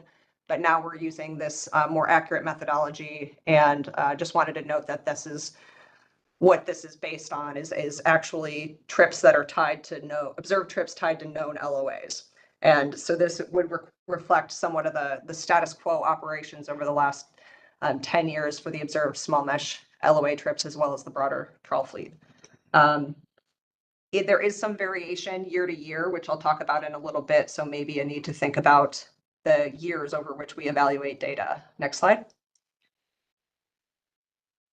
Alternative 2C is the third alternative here would create a tiered monitoring approach using first revising the trigger to 25%, but then rather than moving immediately to consideration of rescinding the exemption, it would trigger a more in-depth evaluation of discards and other behavior within the exemption program. This review is proposed to be conducted by or reviewed by the monitoring committee. We left this intentionally a little vague because we envision essentially this would probably be done by staff and a subset of the monitoring committee, or perhaps something more like our current FMAP PDT, and then reviewed by the monitoring committee, which typically considers this exemption during specifications. And in some years, if capacity is an issue, it could be contracted out. So this is the wording's a little bit vague on purpose here. The review would consider and flag major issues that would need to be addressed, like high discards of undersized summer flounder or increased targeting behavior with small mesh or other concerns. Next slide. It allows, so there's recognition that if you simply rescind the exemption based on the discard rates, you might cause an increase in regulatory discards. It depends on the reasons for discarding, and that is not immediately obvious just from looking at the discard rates themselves. So the benefit of this type of review, it allows for more context and more thorough consideration of the variability and uncertainty around the discard estimates, as well as factors driving the discards, like quota reasons and things of that nature. And it also allows for more thorough consideration of the appropriate management response, whether rescinding the exemption or other changes would be more appropriate. So we could build on the factors that we've looked into this time, including looking at poundage and percent kept and discarded of summer flounder on LOA versus non-LOA trips, trends in discards over time, discards of undersized and juvenile summer flounder by area, and other elements potentially. Next slide. The tricky thing with this alternative would be the timing and the process. We'd expect that it would take some time to pull together, not as long as this action has taken, given we would kind of have some of this established already, but potentially we would need to conduct this between specification cycles. So flag it in one cycle and conduct it prior to the next review. So we also typically have the council and board review the monitoring committee's recommendation on this exemption. And so we would plan to have this as a step in the process as well. So the council and board could comment on and recommend a course of action based on the review. And then the regional administrator would retain the ultimate kind of authority to rescind the exemption or not, but could consider the council and board's input. So this process has the benefits of a more thorough consideration of the concerns, but it does have downsides, including additional staff resources, especially if the kind of scope of review isn't well defined. And then there's potential timing issues. Building in this process would likely indicate a longer time from data collection to a management response. Next slide. Okay, and also included in the discussion document for today, there's some additional analysis on the small mesh exemption program to help inform this discussion, or a couple things that were just included based on requests made at the last meeting. We also have a few more things planned or in progress that we would include in a draft document for the August meeting as well. Next slide.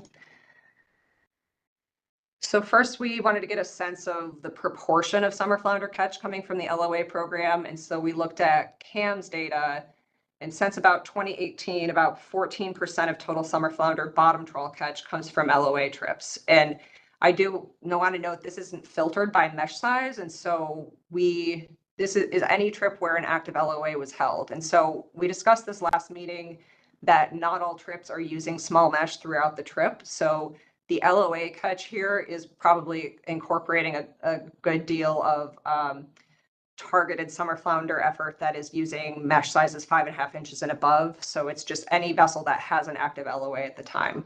But on those trips, the LOA discards account for about 1% of summer flounder bottom trawl catch, and landings about 13%. Next slide. We looked at stated observer reasons for LOA versus non-LOA trips for 2013 to 2022. In terms of the percent of records, 70% of LOA discard events were due to the fish being too small, compared to 48% of non-LOA records. So there is a higher proportion of the discard, the discard observations for the LOA are due to undersized summer flounder. The next highest reason being quota filled for both. Next slide. And as the things look a little different when you look at it in terms of the poundage discarded, and that's as you would expect, you get a lower total poundage when you look at fish that are discarded because they're too small. So it changes the order of things, and you get quota filled being the most frequent reason for both LOA and non-LOA, followed by too small at 35% for LOA and 20% for non-LOA. Next slide, please. We also looked at how median discards and the percent of summer flounder discarded per trip vary annually. I think this is in a table form in the appendix of the document. You can see both of these things can vary quite a bit annually, which just is a consideration, maybe a reason to, as we've done in some of the more recent years, to continue looking at multiple years of data and consider looking at trends when evaluating this information. Next slide. We also looked at how discards of summer flounder in the LOA trips are related to landings of summer flounder in the LOA trips. And so, most trips here, you can see that the number of trips in the yellow bars, most trips are landing under 500 pounds of summer flounder. With increasing summer flounder landings shown in the bins on the x-axis, you see discards in weight increase a little bit, but the overall amount is still pretty low. But the majority of the trips that are landing less than 500 pounds, they tend to have a higher discard rate. Since as discussed earlier, it's pretty easy to reach that higher percentage threshold if you're only catching a couple 100 pounds, and summer flounder is probably not the target species for many of those trips. So this is kind of what we would expect to see. Just seems to confirm that 10% is a pretty low trigger for most trips that are catching pretty small amounts of summer flounder. Next slide, please. And finally, we looked at length frequency of discarded summer flounder for LOA versus non-LOA trips. The top figure is the number of observed fish discarded, and the bottom is the percent of total fish discarded. So in terms of the number discarded, the distribution is pretty similar, just with lower scaled down, lower numbers for LOA observed discards. But in terms of the percent of summer flounder discarded, LOA trips do have a higher percentage of discarded fish that are just below the minimum fish size, which is about 36 centimeters. Next slide. And just looking at a table of kind of that information over the last 10 years, LOA trips show about 60% of discarded fish for observed LOA trips are below the minimum size, compared to 36% of discards for non-LOA trips. Although again, the number of discard records is much smaller for LOA trips. Okay, next slide. I'm going to go fairly quickly through just the next 2 slides, are just a quick recap of the fly net exemption definition. Next slide. This is to consider changes to the definition of a fly net, under which is currently a 2-seam otter trawl with a configuration where there's large mesh in the wings measuring 8 to 64 inches. The belly of the net has 35 or more meshes that are at least 8 inches, and the mesh decreases in size throughout the body of the net to 2 inches or smaller toward the terminus of the net. Next slide. Based on the discussion at the last meeting, the alternative 3B has been modified, and the components now include removal of the reference to 2 seams, removal of the reference to the upper range of mesh size in the wings being 64 inches, and then revising the description of the amount of large mesh required. So it now reads, instead of 35 or more meshes of 8 inches, it reads at least 280 inches of mesh behind the sweep, where the mesh size is at least 8 inches. And then we also revised the description of the cod end part, where removing reference to the 2 inches or smaller. As discussed at the last meeting, cod end mesh is already regulated in different relevant fisheries, and this was thought to be a little bit more descriptive than something that's required of a fly net configuration. And so there was concerns that this was more confusing than helpful. Next slide. Okay, last topic is the fly net exemption future monitoring and evaluation. Since we were discussing this for the small mesh exemption program, the PDT and FMAT had some discussions about whether we needed changes to the fly net exemption as well. So next slide, please. So as a reminder, we learned last fall that there's currently a discrepancy in the language in the FMP and the regulations regarding the monitoring of this exemption. So the FMP states that NIMS can withdraw the exemption if the average annual summer flounder catch in the fly net fishery exceeds 1% of the total fly net catch. The regulations state if vessels are discarding more than 1% of their entire catch of summer flounder per trip. And this is not something we've really been able to nail down exactly how or why this got translated incorrectly, maybe, but it's something we think should be dealt with. So next slide. The distinction hasn't really mattered in the past, in recent years, particularly because we've just been looking at North Carolina data, and there's been no recent summer flounder landings, so it just hasn't been an issue in the recent years. But if going forward we're going to consider additional information outside of North Carolina, it would be pretty easy to hit 1% of summer flounder catch. There's a really low amount of summer flounder caught in these gear types, so that I think would mean essentially any discards of summer flounder would trigger that, and this is the wording currently in the regulations. Next slide. So the FMAT and PDT recommends that the regulations be clarified and revised to reflect the original language in the FMP, which we believe was the original intent. Looking at the observer data for the net types that might be considered high-rise and fly net type in a revised definition, understanding that, you know, this observer data has some issues and we need to interpret it with caution. It looks like 1% of total catch would be appropriate. It's been below that in most recent years. So the FMAP PDT also discussed that a regulatory clarification like this doesn't necessarily require separate alternatives in the document. This can be done administratively, but any support that the council and board can put on the record, just supporting that clarification would be helpful. Next slide. And so the FMAP PDT has also talked about how expanding the flynet definition would likely make monitoring more challenging just due to data availability and quality, but also this might be the case anyway, even if the definition remains unchanged, since we do have an understanding that vessels are using this exemption outside of North Carolina, and we would want to continue to look into that. So going forward, we expect to use observer data in addition to North Carolina data when applicable.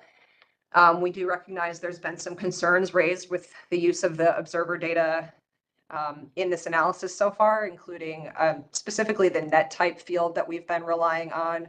And that is what is reported by the captain to the observer. We've talked a lot about how net type terminology can vary by fishery, by region, by person.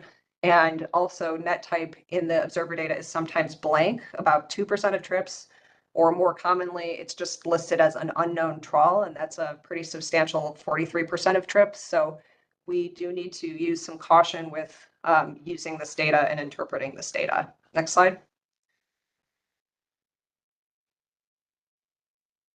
So the FMAP PDT has talked about a couple thoughts about ways of improving monitoring going forward. The first I'm just going to touch on briefly was a VMS declaration code. We didn't talk too much about it because it was just brought up that it's pretty complicated and wouldn't be within the scope of this action to revise VMS requirements, because not all fisheries that are using these gear types have VMS requirements. So you would need to kind of add them first, and it seemed outside the scope of what we wanted to do with this action. So I'm going to focus on the next two, which are adding a flynet and high-rise gear code to the VTR data, and or considering an LOA requirement for the flynet exemption. Next slide. So the first here is adding a flynet high-rise gear code to the VTR form. This would be something that is separate, just a separate trawl type gear code, like outside of a generic bottom outer trawl. It would be a flynet or high-rise code similar to what was done with the large mesh belly panel gear code that was added.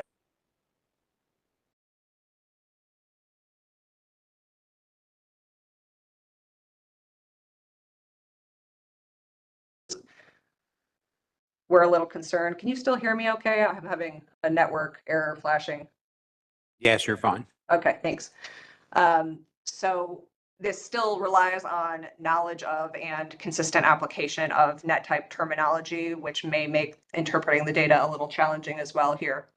Adding this could potentially extend the timeline, but not necessarily. It's unlikely to impact it if the implementation goal is November 1st. And also, it's probably not something, we don't need it to be an alternative in the document.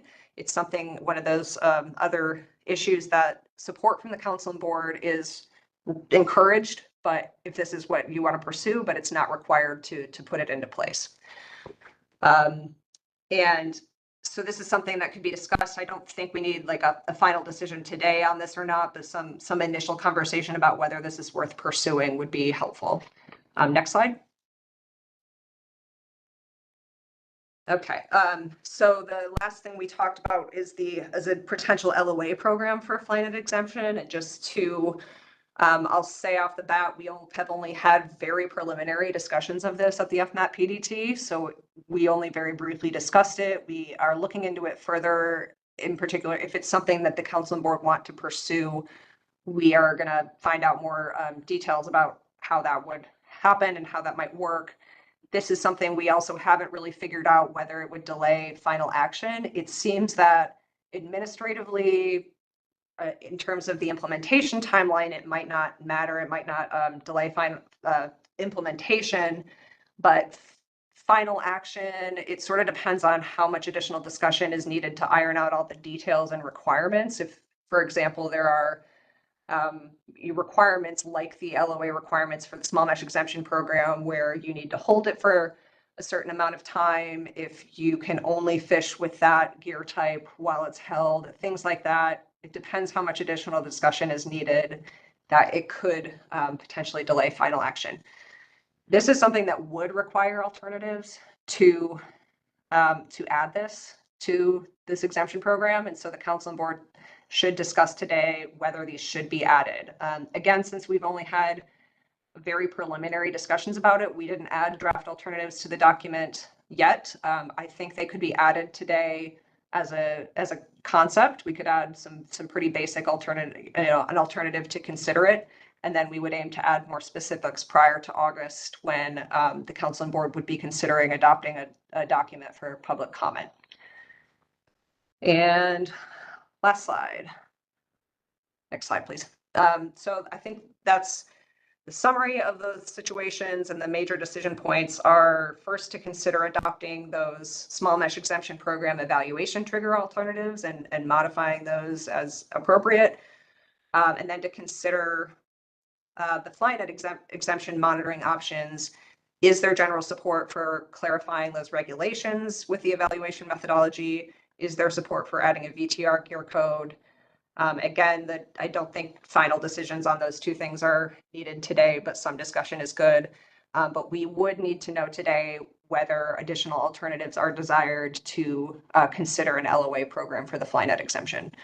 And then in general, if the council and board want to provide any additional requests or direction to staff for development of the public comment document, that would be helpful as well. So that's all I have, and happy to take any questions. Thank you. Thank you, Kylie. Do we have any questions to ask Kylie? Any comments? Emerson?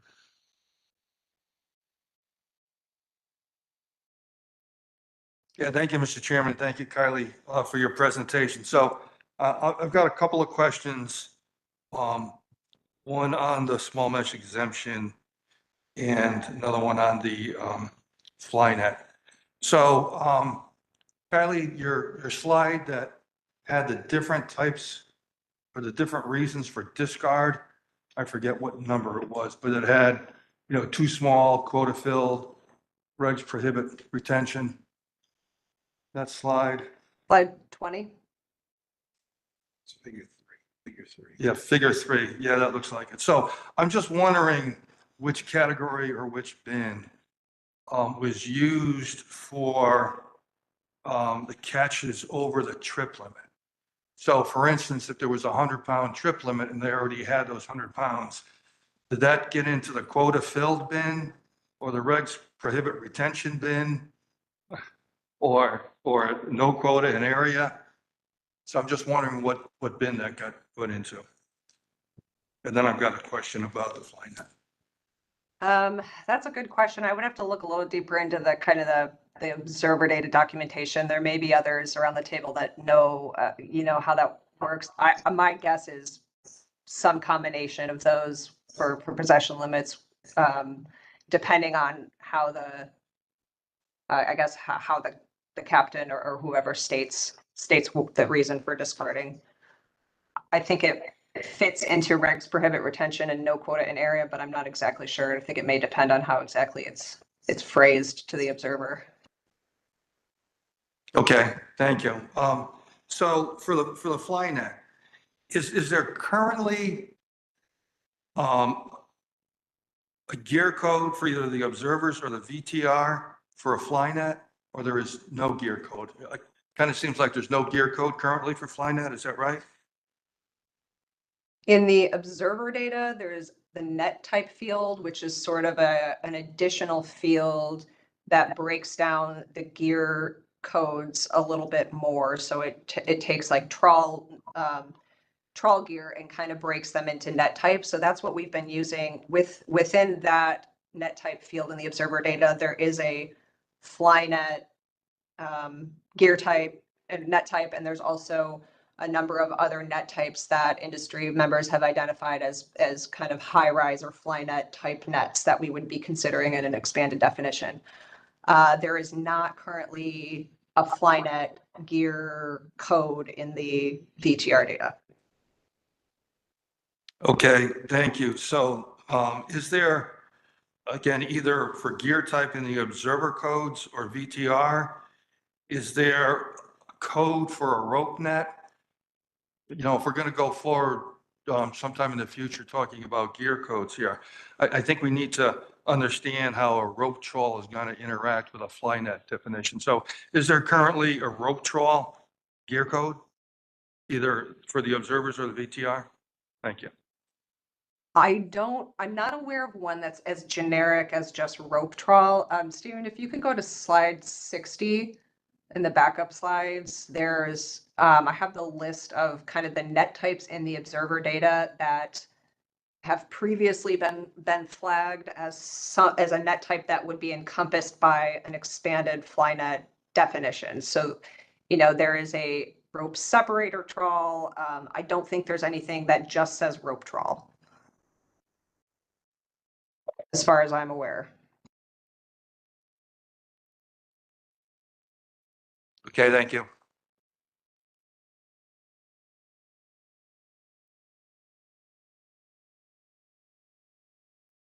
Any more questions around the table? Eric Reed. Thank you, Mr. Chair. Thank you, Ms. Dancy. So I'm looking at figure 5 and table 5. And it says in the paragraph at the top, LOA trips are associated with a higher proportion of observed discard lengths for smaller fish and fish below 14-inch minimum size, which honestly, I think that's a misleading statement. I mean, maybe it is actually correct, but it's not. I don't think it belongs in this document. If you look at that first chart and you look at 35-centimeter fish, LOA trips, they discarded 500 fish. Non-LOA trips discarded almost 4,000 fish. So I think it's misleading. And if you look at the table 5 at the bottom, you know, it says observed discards, and I think that's supposed to be in numbers of fish, but it doesn't matter. LOA trips, it's 5. Total number of discards was 5,000. Percent of discards under minimum size was 60%. It's only 3,000 fish. But non-LOA ones, it's well over 15,000 fish. So I think they need to be reworded because they're not proper.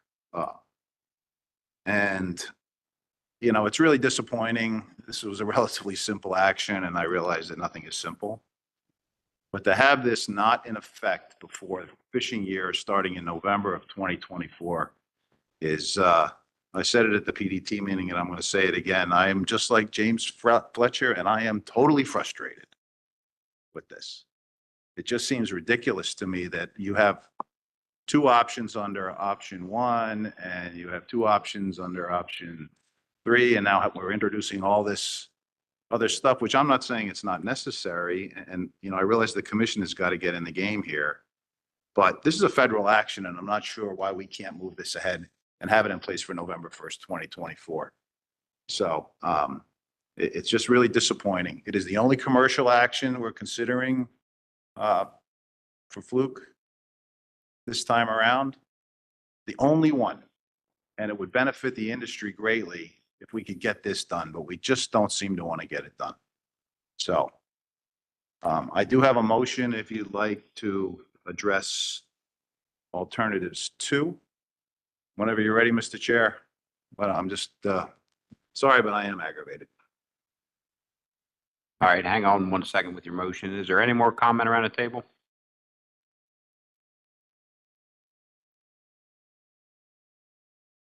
Nicola, if you'd like to jump on, since Eric will be making a motion for the board, if you'd like to take over for a minute, go ahead. Okay, thank you, Wes. Eric, if you'd like to go ahead and make your motion for the board.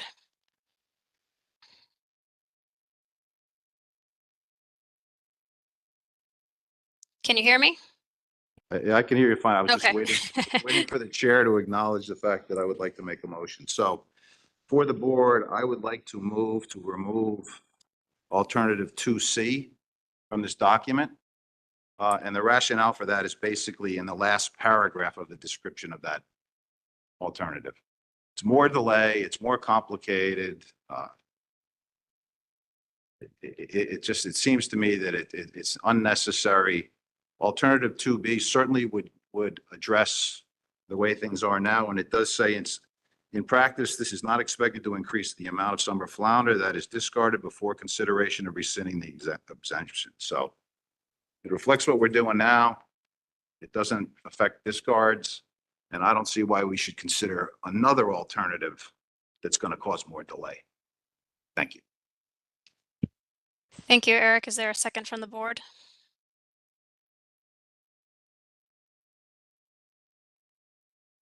Emerson has his hand up. Okay, great. There we go. A second by Emerson. Eric, should we look for a likewise council motion as well? Yes. Would anybody like to make this motion for the council? Bobby Roll. Second. Joe Semino.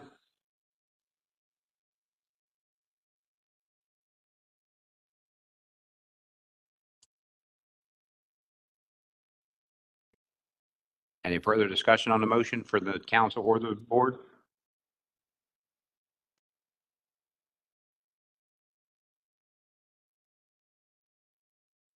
Nicola, you want to go ahead and take over, and you can go ahead and do the board motion first? Okay, very good. Just looking for any additional hands, any discussion. It doesn't seem like there are any. So we'll see if there is any objection to this motion from the board. Nicola, you have one hand for, I think, an abstention, or you're objecting. Okay, NOAA Fisheries is objecting. So we Okay. can we'll note that. Okay, motion carries with one objection from NOAA Fisheries. Any abstentions, just to make sure? Any hands for abstentions? No. Okay, or no votes. Okay. No. Motion carries by consent with one objection from NOAA Fisheries. Back to you, Wes.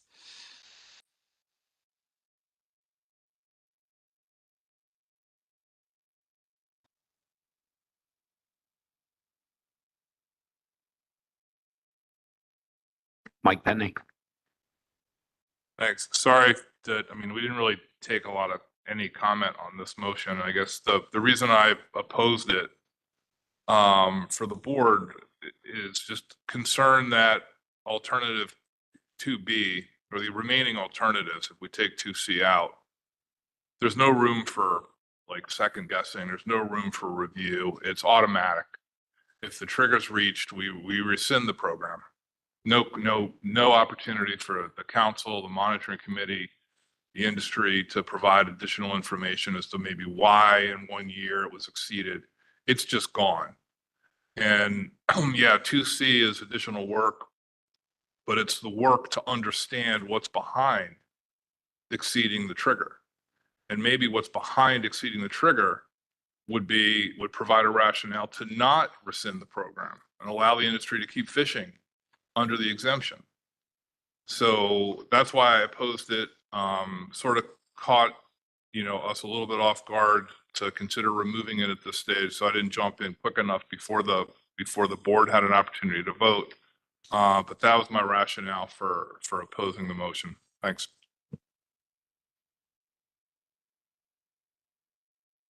Eric Reed.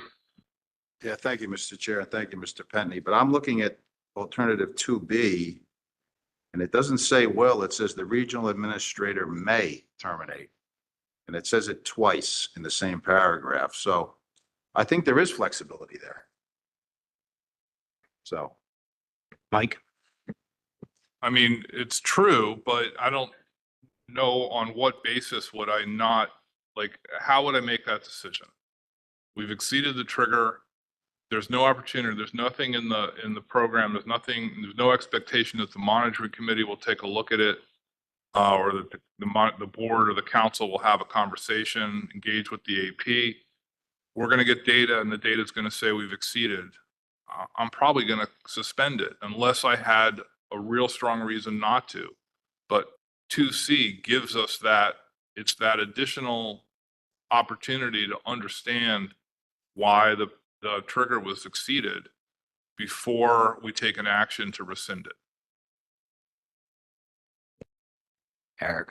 All right, I guess I can't argue with you because you're in charge. So I understand what you're saying, and I suppose that, you know, you and I disagree, but I can't disagree with you because you're gonna do it anyway. But I was real comfortable with the word may. And it worries me that you're uncomfortable with the word may. So, whatever. The council hasn't voted yet, so let's see what happens. Mike? Yeah, I mean, I think, you know, just to dig into this a little bit, although I'm trying not to belabor it, and there are other circumstances where the word, you know, sometimes there's language in the regs, the regional administrator shall, right? And that's non-discretionary. If we hit a trigger point, we've got to respond. There are other places where it's may, and the may lets us take into account things like, you know, we've exceeded a trigger for a possession limit reduction, but there's only a month and a half left in the fishery. And by the time we implement the action, there's a month left in the fishery, and the trigger, like you can actually do the projection, and the quota is not going to be exceeded within the time span left in the fishery.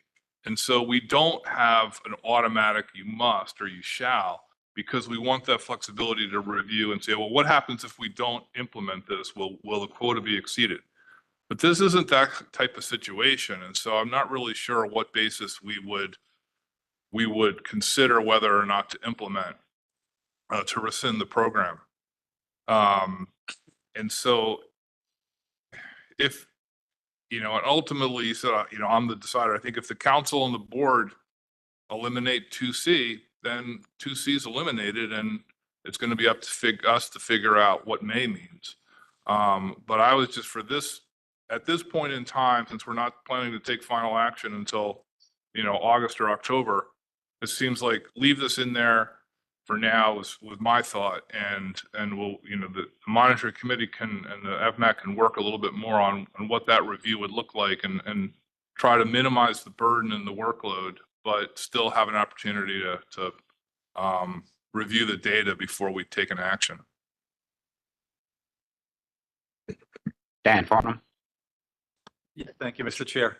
I just want a little clarity here. The way I read alternative 2C, it's not an automatic shutdown if they reach 25%, the threshold. It just triggers a more in-depth review, and that's what that means, right? So it's discretionary, or until the review is done. Mike?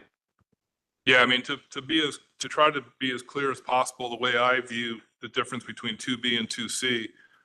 2B, we get the data, the trigger's been exceeded. My staff writes a decision memo to me saying we recommend that you rescind the program because we've exceeded the trigger. That's the process. 2C, the trigger gets exceeded. We send a memo to the monitoring committee. The trigger's been exceeded. The monitoring committee has a call, discusses it, makes a recommendation to the board and the council. Council makes a recommendation to me saying rescind or don't rescind, and here's why.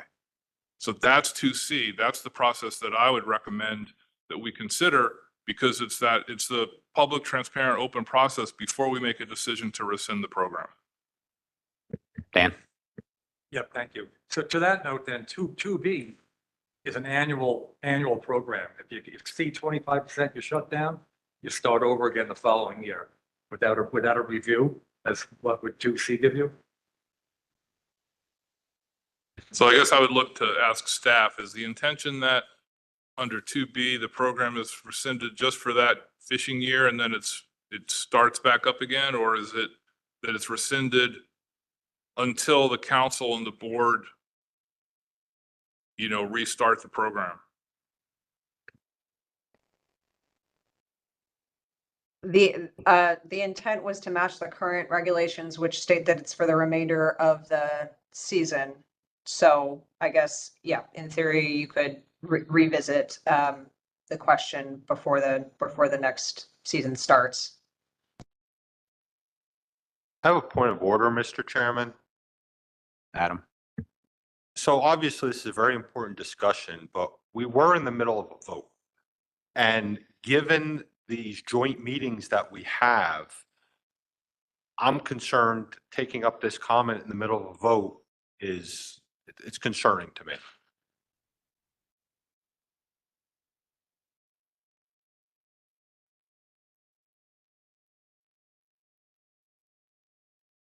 Yeah, I'm not sure if, because it's two different bodies that are voting though.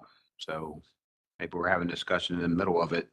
It's not really the same entity voting on each thing, but Mike Alisi? Thank you, Mr. Chairman. Just a few thoughts. So this conversation would have been better, obviously, had it happened prior to the board taking its vote. It didn't happen. It's happening now. And I voted to support the concept of removing 2C, trusting in the review by the makers of the motion on behalf of both the council and the board. But given the discussion and given the fact that we don't need to take any final action on this right now, and given the fact that there's some question as to what not only the intent is, but the interpretation of certain words within the alternatives, what I'd like to do is to vote as a council and vote this down, have the motion go away. It leaves everything in as a full package, and then we'll take action on it another time when we can get these questions clarified. I'm just not comfortable right now, given what I already voted on, to stay consistent with that vote for the council. I voted in favor as a board member. Now that I heard what I've heard, I now would like to vote against this. And I don't know how many other people are thinking the same way I am. I'm certainly confused too, just given the back and forth and the questions and maybe the lack of identifying all of the necessary details in the answers. I have concerns in moving forward and getting rid of 2C. Thank you, Mr. Chairman. Tony? If it makes folks feel better, anybody on the prevailing side can ask to reconsider the motion at any point in time, or as Mike said, if the council votes it down, then it goes away. One or the other, whatever makes you feel more comfortable. Okay. I think at this time, we're going to go ahead and take the council's going to go ahead and vote. I'll read it into the record anyway, even though it already has been. Move alternative 2C to be considered but rejected in the document. All those in favor, Emerson, can I get you to put your hand down, please? All those in favor, put your hand up on the computer.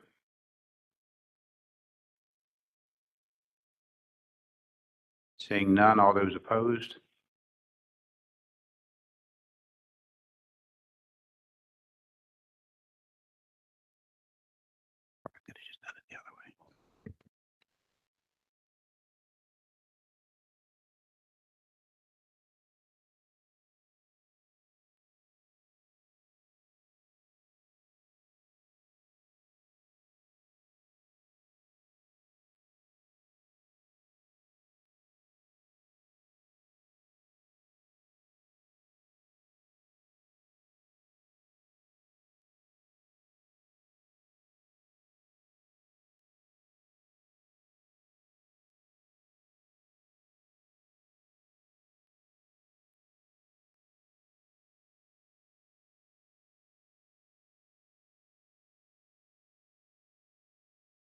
I see 19 opposed.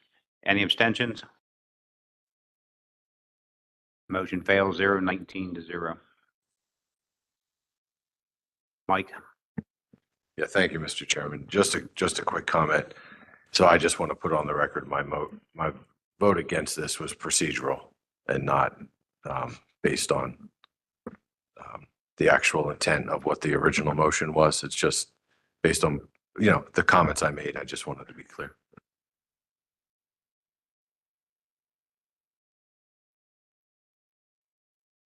Any more comments? Any more discussion on anything? Eric? Yeah, sorry, Mr. Chair, but I got to ask the question. Is there anything in either alternative set 1 or alternative set 3 that can be done in time to do something for the commercial fishing industry by November 1st, 2024?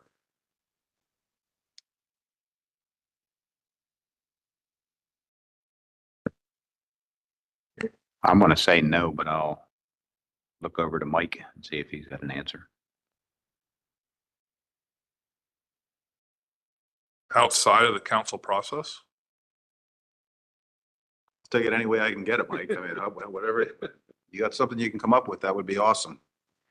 Well, I mean, I totally get where you're coming from, but we started this as a frame, last year in these conversations, the discussion was such that it required a council action to change the area. It required a council action to change the definition because those are in regs and were a result of prior council actions.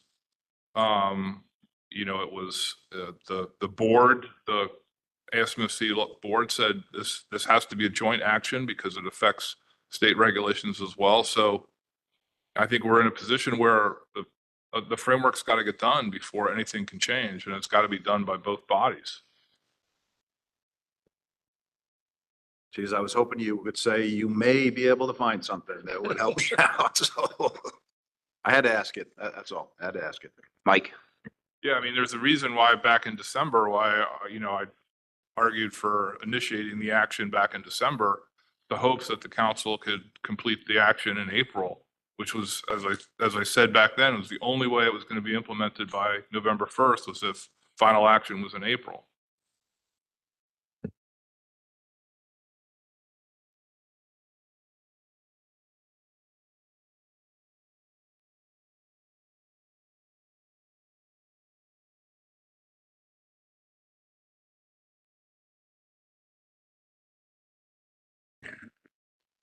Anything else around the table? Any discussion, questions, comments?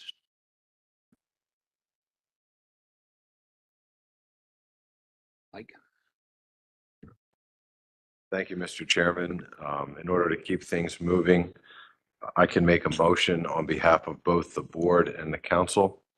I moved to adopt the revised range of alternatives for the summer flounder mesh exemptions framework to include additional alternatives discussed today.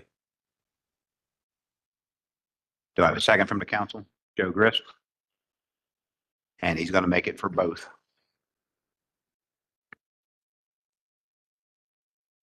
Any discussion on the motion? Kylie? You said make it for both. I just want to clarify, is this a council? Last time we did this as a council only motion because the board doesn't require adoption of the range of alternatives as part of the process. Just trying to clarify what I should have in the motions. Okay, this will be a council only motion. Any discussion on the motion?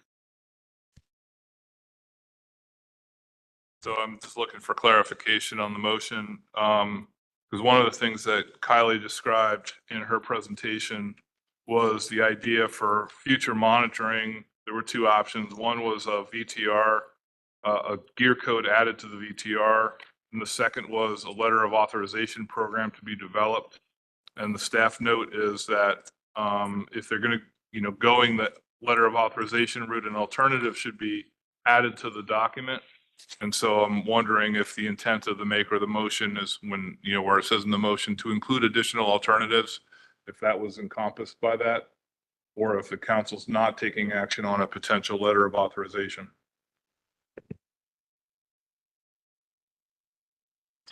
Carly, that is the intent, correct? I actually had the same question. It wasn't clear to me from the motion. So I guess I was anticipating an additional motion to add LOA alternatives that would be joint, and then this would be a council only motion. So I'm not sure.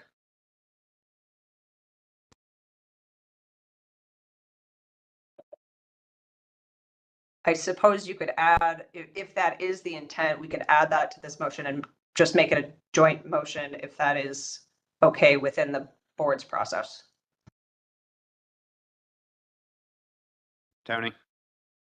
The commission would not adopt a revised range of alternatives. We would add a revised range of alternatives, but we don't adopt. So if it's a council only motion, if, on the record, I'll state that these options will be added to the commission's public hearing document that we will consider for approval in August.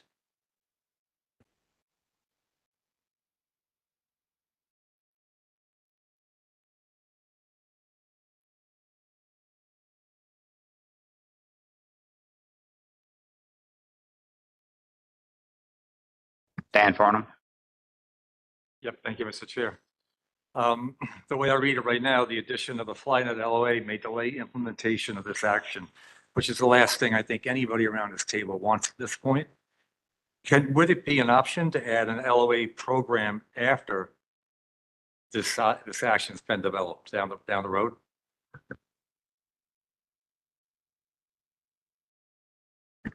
Mike Penny? Yeah, I mean, there's two questions I have. I think one, I'm not really clear why adding an LOA to the document would delay final action by the council and the board. So I'm not really understanding why it would be a delay. And then the second question though, would be what's the real value? And that gets more to the question of whether we want the LOA alternative in the document. Is what are we trying to achieve through this monitoring? Are we just trying to flag trips that should be reviewed for the trigger? Or are we trying to aid enforcement with understanding what trips when they board a vessel to enforce the gear requirements? And I can't answer that question because that's not, that's a question for the board and the commission to decide, and the council to decide what it's trying to achieve. But I wasn't clear on why the introduction of the LOA would delay the council taking final action. It would delay implementation a little bit because we have to go through a PRA review to create the LOA, but I don't think it would delay final action.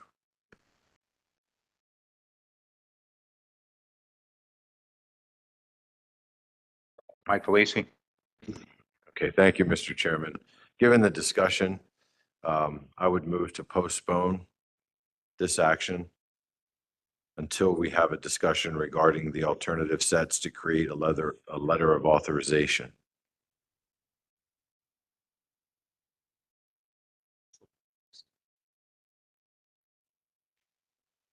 Can you repeat that, Mike? You want to postpone the Moved. motion? We can just motion to postpone until we discuss possibly adding an alternative set to create a letter of authorization requirement for the use of the FlyNet exemption. So my intent there is to put this on hold as a council-only action, have the discussion about whether or not anyone wants to add the alternatives that were discussed. And if so, if not, then we'll move back to this. If another motion's made, it would be joint with the council and the board. We take that up and then come back to this. Kylie? I have the motion. It's not on the screen that I can see. Move to postpone until discussion of alternative set to create LOA requirement for FlyNet exemption. That Yeah. sounds Is that good. where we're at? Okay. Joe Grist, seconds.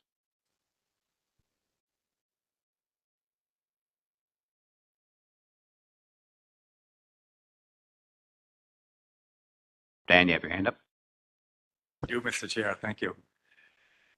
A little clarity here. Are we going to have this discussion today or is it a future meeting? Today. Right. Thank you.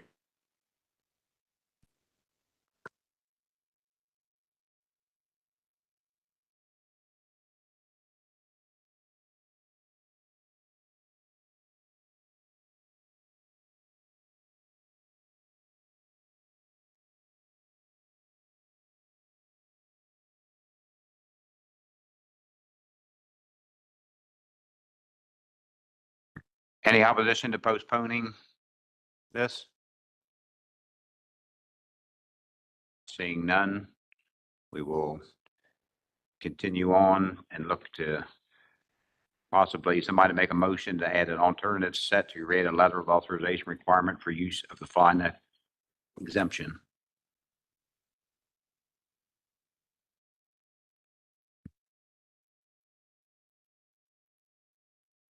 Michelle Duval. Thank you, Mr. Chair. I mean, I'm happy to make a motion. I just want to make sure that, I guess where are we on the addition of a net type gear code to the VTR data? I think that was the other issue that was raised, right? So we would we also want to consider a motion to, add that, that gear type code as well? Can we wrap it all into one motion and add that? Okay, just want to make sure we're tying the bow. Sorry, I'm Good. stepping into matters of which I know not much.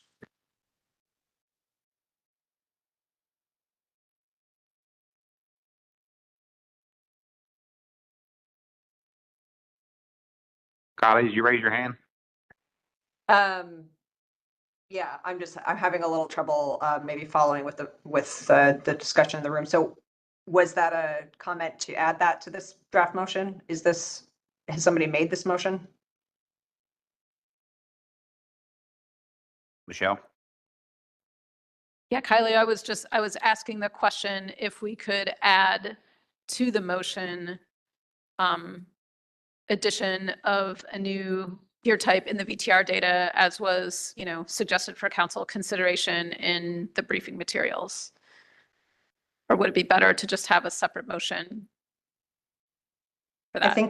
I think it could be wrapped up. It's not something that needs to be an alternative in the document, so we just might have to phrase it a little differently for that part, but it's up to the council and board. It's fine to, I think, to include it here if it's something that's supported. Okay. Then I think if we could maybe add some language to either at the beginning or the end of this motion to, also add a Flynet high-rise net type geared code to the VTR data, and it would be perfectly clear. I understand that it doesn't require an alternative, but I think it was noted that, a specific support or recommendation would be helpful to clarify intent.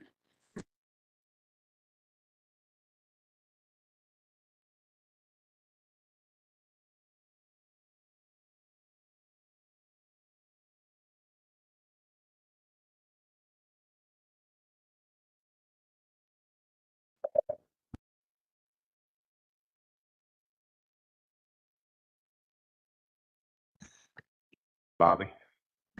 Thank you, Mr. Chairman. Somehow or another, I got a little disconnected or confused or something as far as why we're looking at the LOA for the Flynet exemption.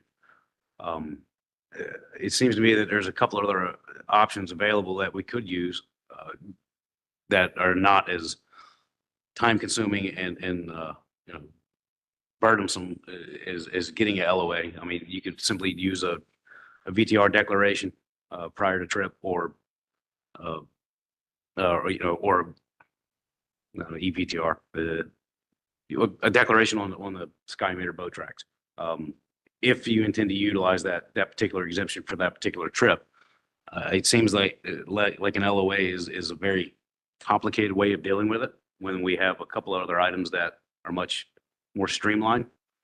As far as the second part for the adoption of the, or not the adoption, but the addition of gear codes within a VTR for FlyNet, for the new style FlyNet, high-rise net, whatever you want to call it, that I have no qualms about at all. I think that's actually needs to be done. You may want to reach out to, or the agency may want to reach out to Study Fleet because they do have a database of nets and find out what they're calling what, to kind of come up with whatever acronym you want for that particular style of net. But I know that on a fair amount of trips and a fair amount of Study Fleet vessels that is a requirement. They have pretty hyper precise information on the gear itself. But as far as the LOA goes, I don't think an LOA is suitable for this program. Thank you. Kylie, then I'm going to go to Nicola. Yeah, I just wanted to offer, because this came up in Mike Petney's question as well, to add a little bit about the value of, or why we were discussing an LOA, if that's helpful at this point, or if you want me to wait, I can do that too. Mike? Yeah, I guess, so I keep throwing wrenches into the things. So I introduced this when Mike Luisi made his motion. And the reason I made it was because I wanted to make sure we knew what we were voting on when we said, the addition of alternatives as discussed today, because that had been at least mentioned by staff, but I wasn't introducing that in the hopes that we'd end up with an alternative for letter of authorization. I'm quite satisfied that adding a VTR code is going to address this issue. And it kind of gets back to what it is we're doing, which is, we have minimum mesh regs for possessing summer flounder. If you want to be exempt from those regs, you need to use something that qualifies as a fly net. And if you're using something that qualifies as a fly net, you're going to want to use the fly net VTR code if it's available, so that you're sort of closing the loop on being exempt from the mesh regs. And I think that's all we need to do, is we need to provide that gear code so that vessels using a fly net can say they're using a fly net, and then it makes it easier for us on the back end, us in the monitoring committee, to select the trips for review against the trigger. And that, I think, Bobby Rule said it's easier for the industry to pick a gear code off the VTR than it is to ask for an LOA and wait to get that documentation from us before they can go make a trip. Nicola? Thank you, Mr. Chair. If this were to become a motion that were made and seconded and passed, I'm wondering if its passage would prevent the second part of the board supporting the VTR code. I'm hearing a lot more support for that than I am the LOA at this time. So if this were to pass, I hope it wouldn't prevent the gear code to be supported, seeing as it doesn't require an additional alternative.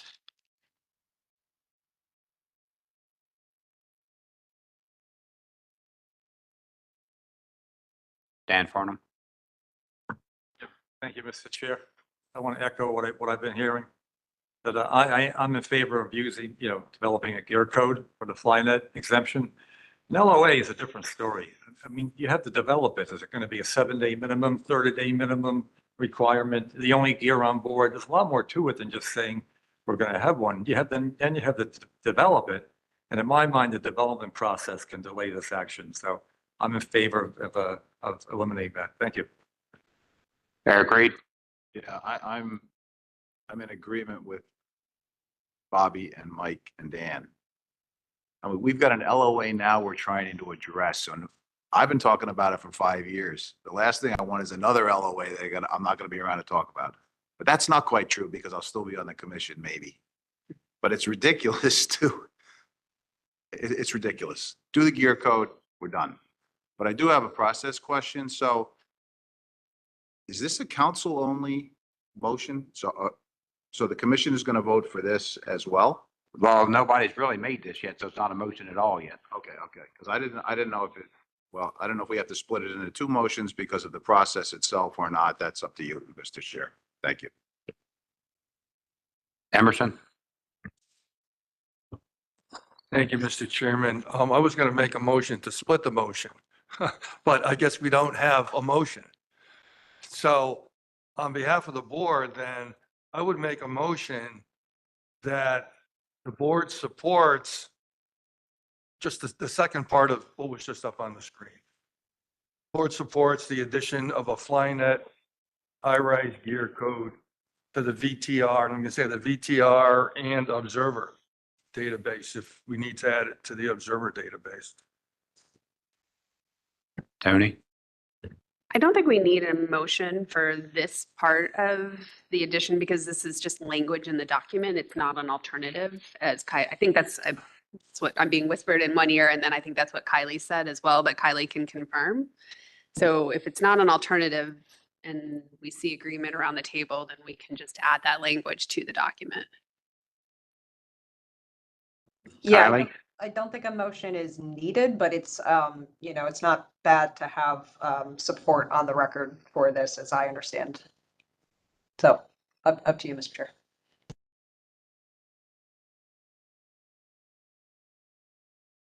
Eric?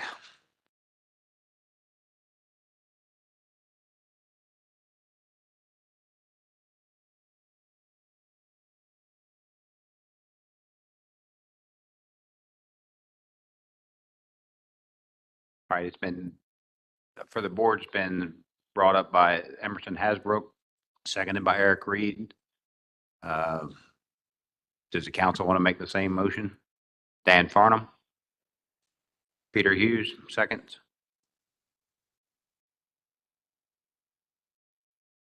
All right, with that, I think we've had enough discussion. I'll read it into the motion or into the minutes. Move that the council and board support the addition of a Flynet / high-rise gear code to the VTR data. Any objection to the motion?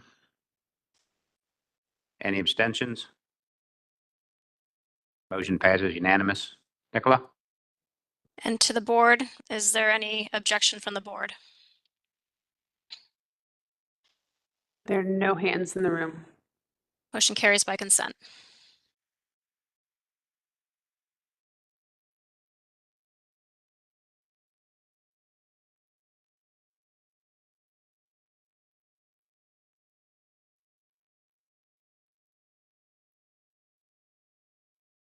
All right, Kylie, can we bring back the council-only motion that was up earlier?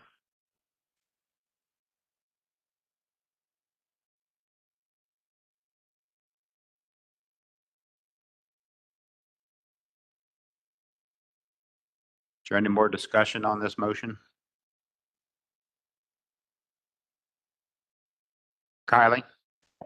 Yeah, just wondering, given the previous discussion, if it makes sense to clarify the language to say the additional small mesh exemption program evaluation alternatives or something like that to clarify which alternatives are being discussed.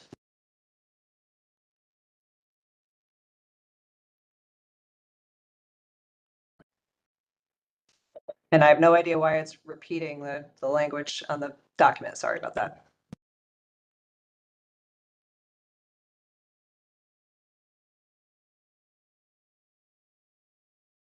Yeah, is there any objection to adding the extra language to it?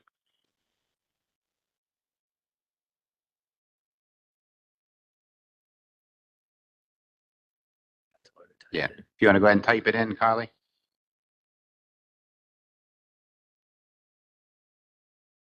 Does that work?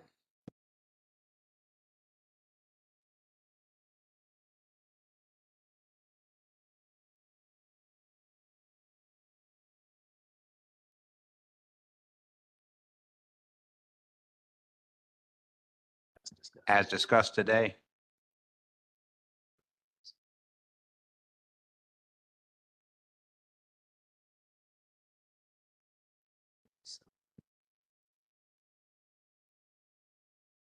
Is this correct?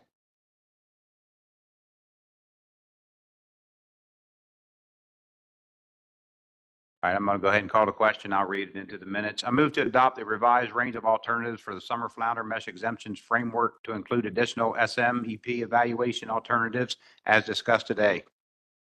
Any objection to the motion? Any abstentions from the motion? Seeing none, it passes unanimously.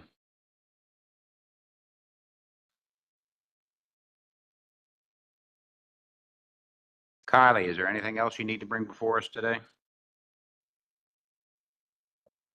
I think we're good. I don't think so. No, thank you. Nicola? Well, Kylie may have just answered it, but I thought there was an additional kind of lingering issue of whether or not the board and council wanted to follow the FMAT PDT recommendation to have the trigger for or the FlyNet exemption match the original intent of the FMP.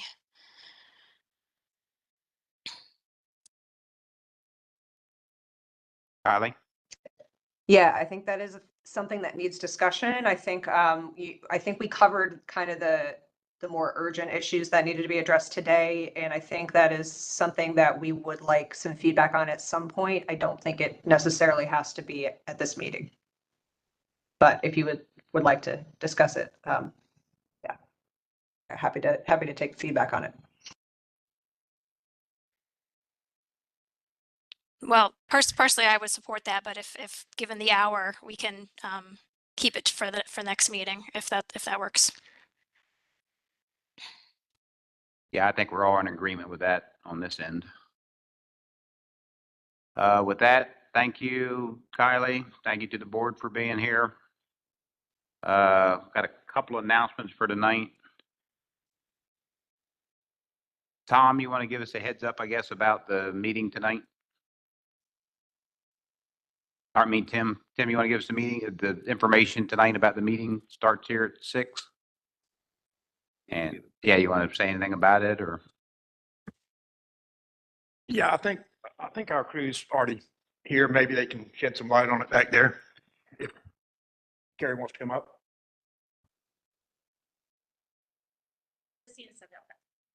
Hey y'all, good to see you. The South Atlantic Council is holding a port meeting tonight, dealing with king and Spanish mackerel. And our effort is just to really hopefully get some fishermen in here who have some, experience with those stocks, so we can ask a few questions and figure out sort of some shifts and things that may be going on. So I think we're starting that at 6, depending on how many people show up. I don't think we have anyone signed up now, so please, anyone. It can last until 8, but I suspect it'll be much quicker, and it can be very informal. So if you have any information on mackerel, please stick around, and again, super informal. Thank you. Chris Moore.